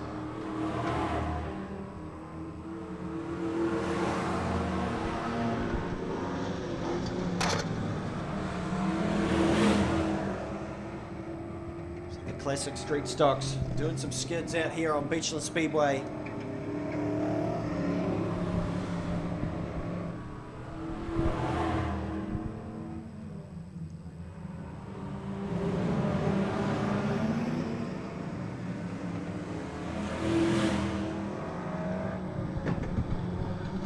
Ani Tahura to the infield, so the 37D machine not too healthy right at the moment. Russell Stewart leads the way, reverse track again. A couple of awesome Valiants out there. Hoon Richards in one, the other a 75 car, Aaron Melvin. So a couple of good keen South Otago lads. Awesome Valiant street stocks.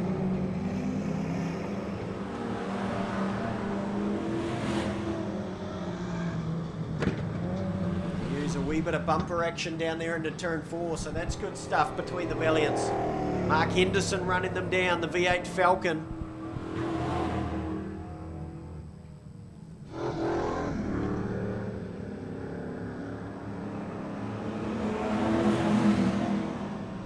Seven laps to run, long race, filling in some time while the Super Saloon grid draws are sorted out for the big show. The South Island Championship coming up. 25 laps to decide it. It's high tide. The track is looking drivey.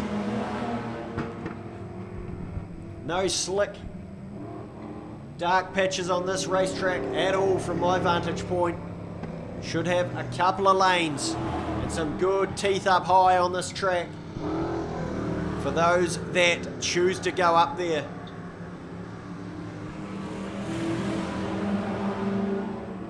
A lot of work to do for the likes of Burson.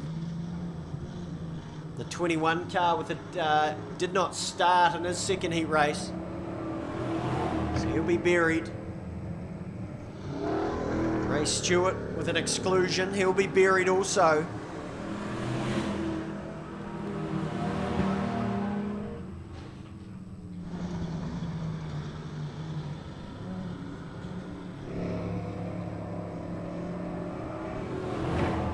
Take this opportunity, folks. Get some food from the vendors. Wrap up warm. Some serious quality speedway coming your way in the form of a 25-lap South Island Championship final.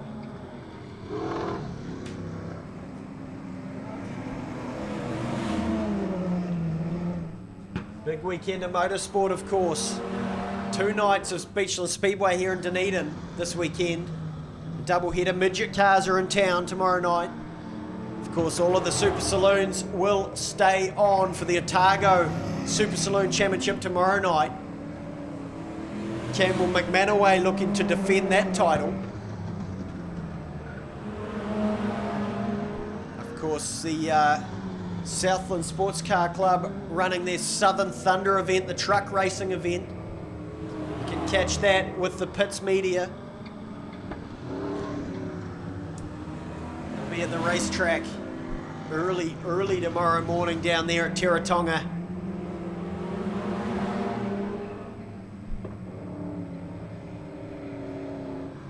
Woodford Glen running tomorrow night, of course. Street Stock State of Origin. We wish the Beachlands Bulldogs the very best of luck for that one. You know they'll do us proud.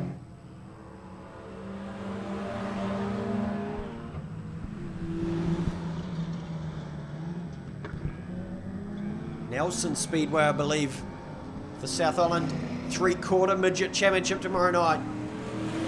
So Jeremy Webb, 4-time New Zealand TQ champion, I do believe. Looking to add yet another South Island championship to his amazing resume.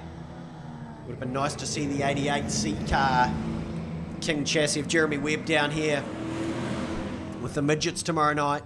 But a clash is a clash, and I do believe they've had some mechanical gremlins with the power plant in that midget car this season.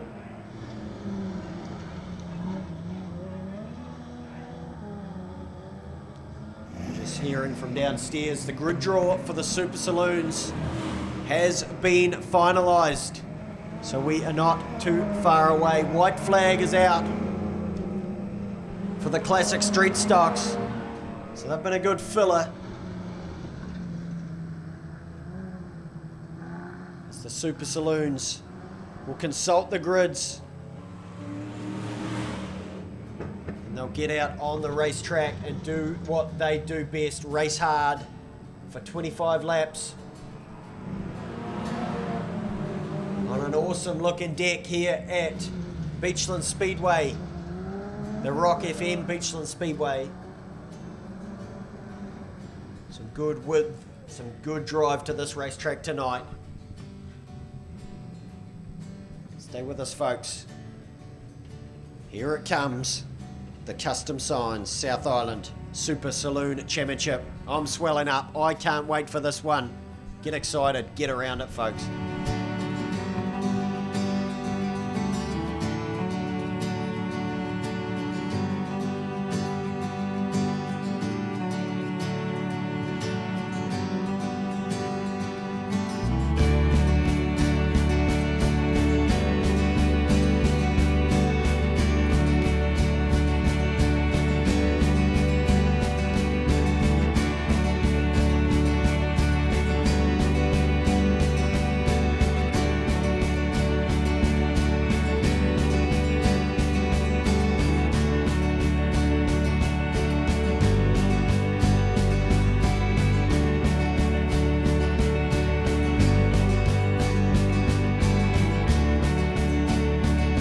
Dixon, classy operator, of course, originally from Invercargill. These days he calls Mount Maunganui home, Bay Park Speedway. Operates a Cowling Motorsport car, a custom Cowling Motorsport car. Pete and his team have put in indescribable work to get a fundamentally different setup to be the quickest Super Saloon in the country. But don't discount any one of this field. Quality throughout, folks. And they continue to roll out. Look at Ian Burson. We'll start from deep in this one, the 21 car.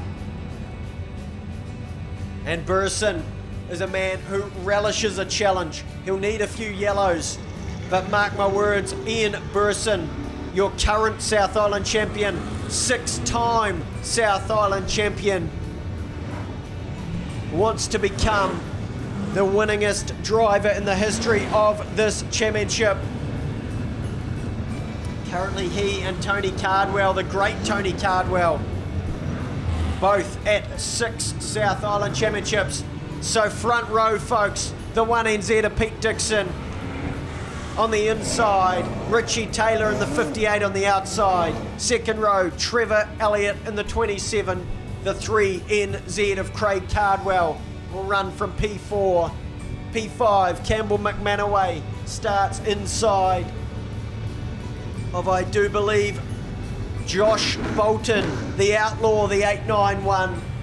Then it's Malcolm Nartai in the 19, starts inside of the 6 car, the famous 6C, these days piloted by Kane Lawson. Ricky Bolton in the 861 starts inside of Shane McIntyre. The Big O, Owen Dixon in the 95, starts inside of Terry Soper. on the 6th row. Greg Johnson inside of the 7th.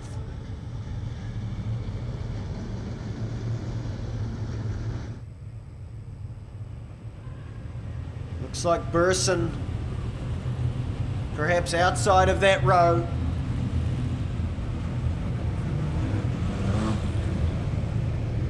Rounding out the field, Jackson Lovelady in the 817, who's had a troubled night. Burson in the 21. Keep an eye on that car, mark my words. This fast car's right at the back here. Ray Stewart in the 34. And Paul Simon in the 7 was a heat race winner before a technical infringement missed the scales and was excluded. Same goes for Ray Stewart. So the last row, fast cars capable of big things. Lights are gonna go down. Let's get it on. The Custom Signs South Island Super Saloon Championship. 25 laps. Let them hear you, folks. As the lights go down, the calm before the storm. Green in the air. Pete Dixon inside of the front row. Richie Taylor outside. Green, and we're racing. Richie Taylor gets the jump. Richie Taylor leads it. Richie Taylor leads it 1 and 2. Pete Dixon chops round the bottom. 2 wide down the back straight. Taylor and Dixon. Battles right through this one. Dixon's jump clear from Richie Taylor. Craig Cardwell, Trevor Elliott, your top 4. Cardwell's cut through. Cardwell into second. Taylor comes back at him. Cardwell slams the door. So what can Craig Cardwell do? And who's upstairs, folks? Look at McManaway. Campbell McManaway's gone upstairs and making progress. Perhaps more so at 3 and 4. So it's Dixon, Cardwell, Elliott. Your top 3. McManaway digging.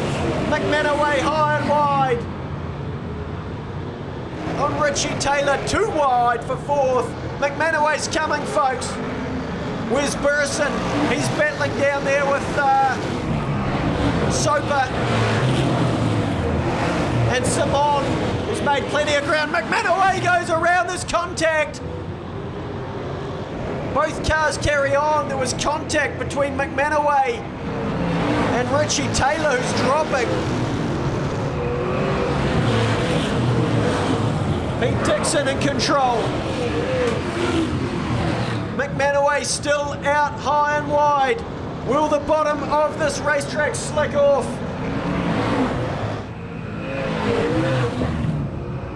The majority of the field is down the bottom. 25 laps, a long way to run yet. Peter Dixon ticks another one off. Will we go flag to flag here, folks? Your top 3 is Dixon, Cardwell and Elliott. McManaway continues to dig round the top of the racetrack. McManaway, the only car making any ground up high.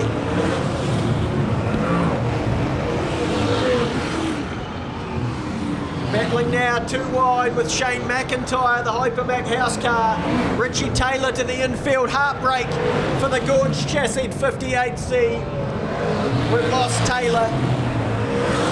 Your front row starter, he's gone. Pete Dixon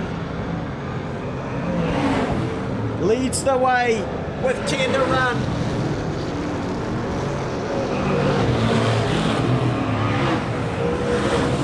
Will Lappers come into this one as he's comfortable. Single digits now for Peter Dixon. Will we go coast to coast here, folks? Will the Lappers play a part? Craig Cardwell, Trevor Elliott battling for second. Then it's the Boltons. in 4th and 5th. Josh Bolton, Ricky Bolton. Ricky Bolton got over the pole line that lap. Sparks flew at 1 and 2. As your race leader gets into the lappers, Pete Dixon nibbling away on Racing Ray Stewart. Gets that job done. Clear track ahead. Debris, we're going yellow. There's debris on the racetrack.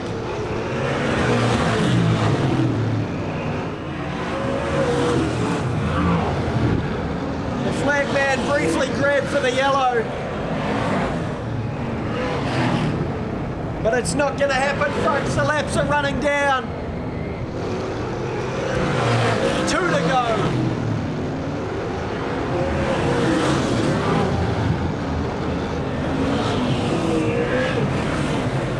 Correction. 4 to go, sorry. Far too excited up here. So Peter Dixon in control. Length of the back straight back to Craig Cardwell, Trevor Elliott, 2nd and 3rd. There's debris down the back stretch. I really expected a caution. The debris has taken an absolute battering.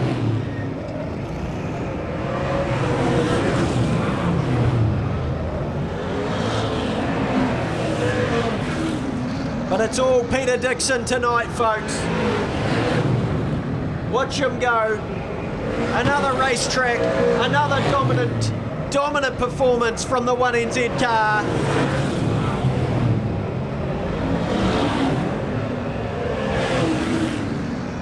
It's Peter Dixon.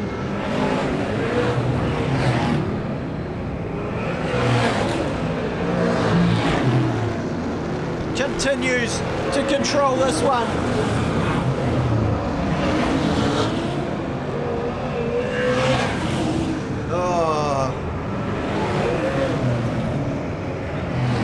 Turns out the flagman's numbers only went to 20, so there's still 5 to run. This is a shambles, I do apologise. Terrible call on my behalf, but Peter Dixon leading the way.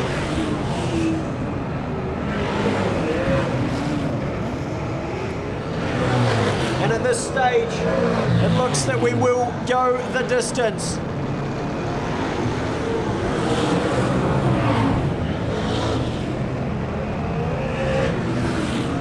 Certainly hard yakka with no timing screen. I was looking over the shoulder of the flagman, watching him count the numbers down. Little did I know, his numbers didn't go up to 25. So he got to 1 and flipped the 5 back over. Peter Dixon in complete control. Craig Cardwell running 2nd. He's drawing away from Elliott, but we're inside the white zone, folks. Peter Dixon in absolute control with just turns 3 and 4 to run. He's got Nautai and Soper in front of him, but off he goes. Peter Dixon, the 1NZ, is now the South Island champion of Super Saloons. He'll do an insurance lap just to make sure of this one. But a dominant performance for your 1NZ. Now your South Island champion, Peter Dixon.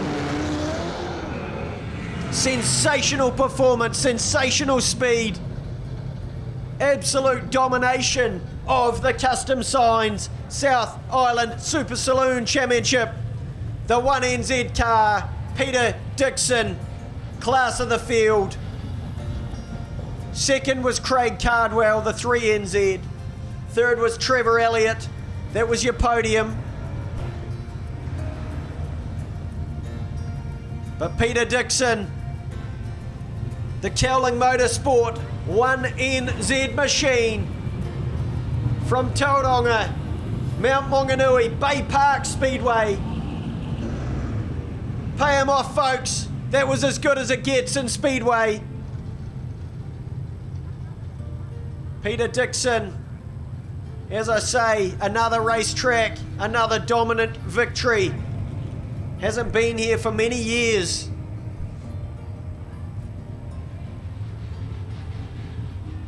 But he is on another level at the moment in Super Saloon racing. Let him hear you, folks, at 3 and 4. The Custom Signs corporate box down there.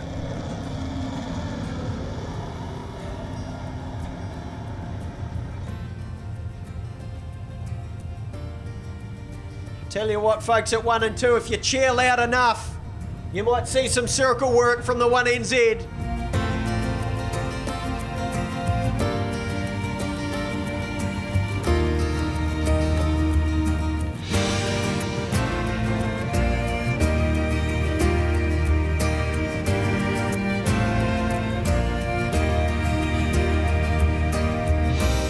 Well, here we go, of course. Wow, what a bit of an effort that was, Trev. You played the quiet sleeper all night, then come in and did what you needed to do.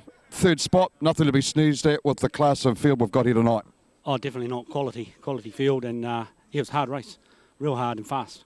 Tell us about the track. Was it suited your car? Your car's obviously performing all right in the last one, though. Yeah, I think we got the car right. We took a gamble on a tyre, and I said it's either going to pay off or it's not. About the third lap it kicked in, and I was able to make that move, and yeah, actually the car started to tighten up actually towards the end, so yeah, good car. So you probably could have had a bit more if there was a few more extra laps, maybe a 30 lapper? Yeah, 30 lapper. I was on Craig for a while there, and I had a little poke up the inside, but I didn't realise the race was finished. It's a bit of a bugger when that happens, isn't it? And so I'm obviously stoked to be third anyway. At least it didn't come down here for no reason, so it's obviously good to take away at least a podium on here. Oh, definitely. If you can take a podium away with that quality field, I'm well happy. What about these 4-bar cars? Is that something you're going to head into, or are you quite happy with what you've got? Oh, well, we'll see where the Super Saloon grade goes. I felt we hung with the 4-bar for a little while there. Yeah, hey, look, they're all fast cars. If that's how fast it is, we have to catch it. Absolutely. That's exactly right, true. We just have to catch it, so we have to obviously go away and do our homework and see if we can stick with that car. And if we can catch it and beat it, that's the next challenge, isn't it? Yeah. Always looking to go for the extra edge, even changing your tyre in the last race. Obviously, the gamble paid off. Yeah, hey, yeah, these cars are a gamble, and no doubt he would have been doing some gambling as well. And we all gamble. We all play an ace card to see if we can just get that edge, because as you can see how close it is. And yeah, it was a real competitive race, and there's not much in it. Absolutely. Good race indeed. So tell us your sponsors and stuff look after you. Oh, yeah, Elliott Scaffolding looks after us, 5S Contracting, SJS Mechanical up in Christchurch there, they're great, and Kiwi Signs looks after the signage. Good stuff, man. Well, hey, congratulations, third spot. Well done. Trev, are you hanging around for tomorrow or heading home? No, I've got to go home tomorrow. My little girl's going to race a mini stock in Woodford Glen, so we've got to get her through the mentor program, and she's 12 years old now, and she's wanting to race my Super Saloon, so I've got a new one getting built. This one might have to sit in the shed for her. What if she starts beating you? Will you sell it? The deal's off then. Good stuff. Well done, mate. And yeah, congratulations on third spot. It's all right. He's worried about his hair. Hang on. Yeah. Alrighty, folks. Of course, here we go. This is the second place getter, of course, coming a long way down to Beachlands Speedway, but obviously a good result. Second, not too bad behind Pete Dixon. Yeah, the track went away. We had a good car. Crew really looked after us tonight, so it was really good. We're happy to come second to the 4-bar. That's good. What else could you have done, though? I mean, obviously, did you muck around with the changes and the settings and stuff like that for that last race? Because obviously you're clearly in second and weren't really getting challenged too much. We could have tightened it a little bit more, but we've been having a mid-turn push all night, so I didn't want to go too far. But, we've learnt tonight that we can go a little bit further here, which is good, so put that towards next year. Are you hanging around to have another crack tomorrow night to see if we can get a bit more data out of this track? Yeah, definitely. So all the way down here, obviously. So we'll do as much as we can, and then we tow home Sunday, right back up to Auckland. I've done that heaps of times this season, mate. Don't worry about it. It's not that far. No, you're a seasoned athlete, Jace. Okay, so tell us our sponsors on the car again. Carballs. Thanks to all my crew, my partner Michaela. I can't do it without you guys. And well done to Pete and Trev on third. Good stuff, mate. Congratulations. Well done. And we'll see you around sometime. Yeah, you will do. Cheers. And then there was one, of course, and it's this man. He is number one, and he's number one for the South Island as well. Pete Dixon, what an awesome night at the office. You'll be stoked with that. Yeah, it makes it a whole lot easier when you start off grid one. I guess, we had a couple good heats and could move forward. So, yeah, just had to keep it together, and the track went real slick. So just not very hard on the gas and just trying to get around the corners and manoeuvre my way through lap traffic, and it worked out a treat. There's a few boys that stuck with you for a wee while, and of course you didn't really get too much of a gap on Craig Cardwell and stuff. So obviously the car, happy with the way it went and just did what you needed to do to get it across the line in that first spot. Yeah, like I was saying at the start, I feel like this track is bringing the cars a lot closer together. Our car was still pretty good. I felt like, I probably could have pushed a bit harder if I was trying to chase someone down, but, it was all in all, it was good. And Craig, Craig's getting the slick stuff sorted now, so that's why he's number 3. So, yeah, it's good.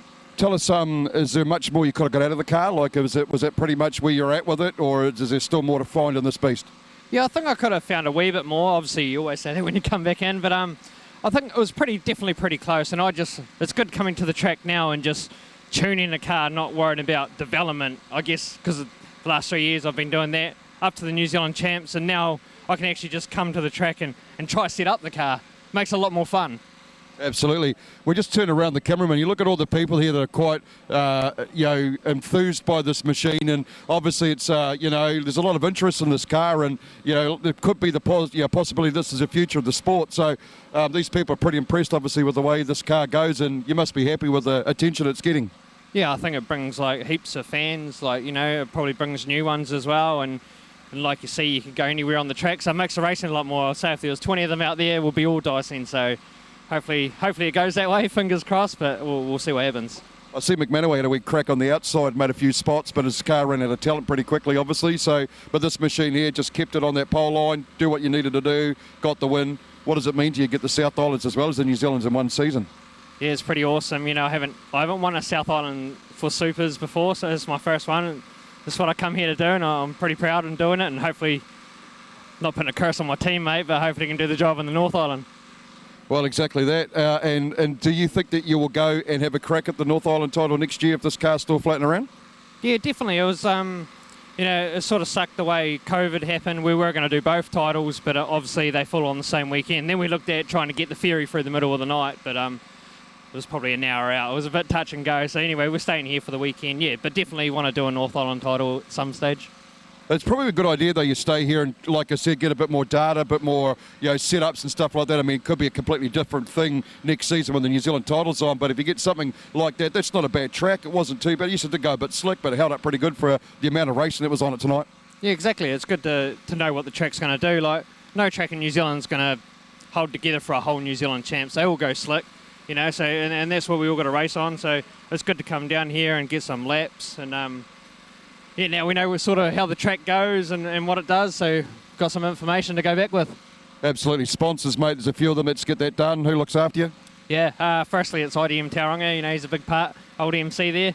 Got my partner, Lucinda Ebert, at Harcourts and Christchurch, Puma Pine, Tune Up, got Base Up.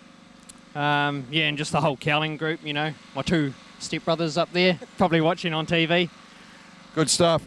There's nothing more really to say, isn't it? It's a fantastic run for you, and best of luck for whatever the rest of the season holds for you, Pete.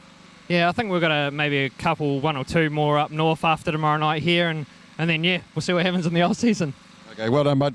Well done, and best of luck with getting this thing staying on track. Cheers, mate. Thanks. Okay, folks, that pretty much wraps up tonight's coverage of the Custom Signed South Island Super Saloon Championship for 2021. Hope you've enjoyed the show. Don't forget, tomorrow we've got some interesting stuff happening. We'll leave that later on. But, of course, coming up next weekend, we do have the Garage 16 Media New Zealand Modified Championships at Koken Woodford Glen Speedway.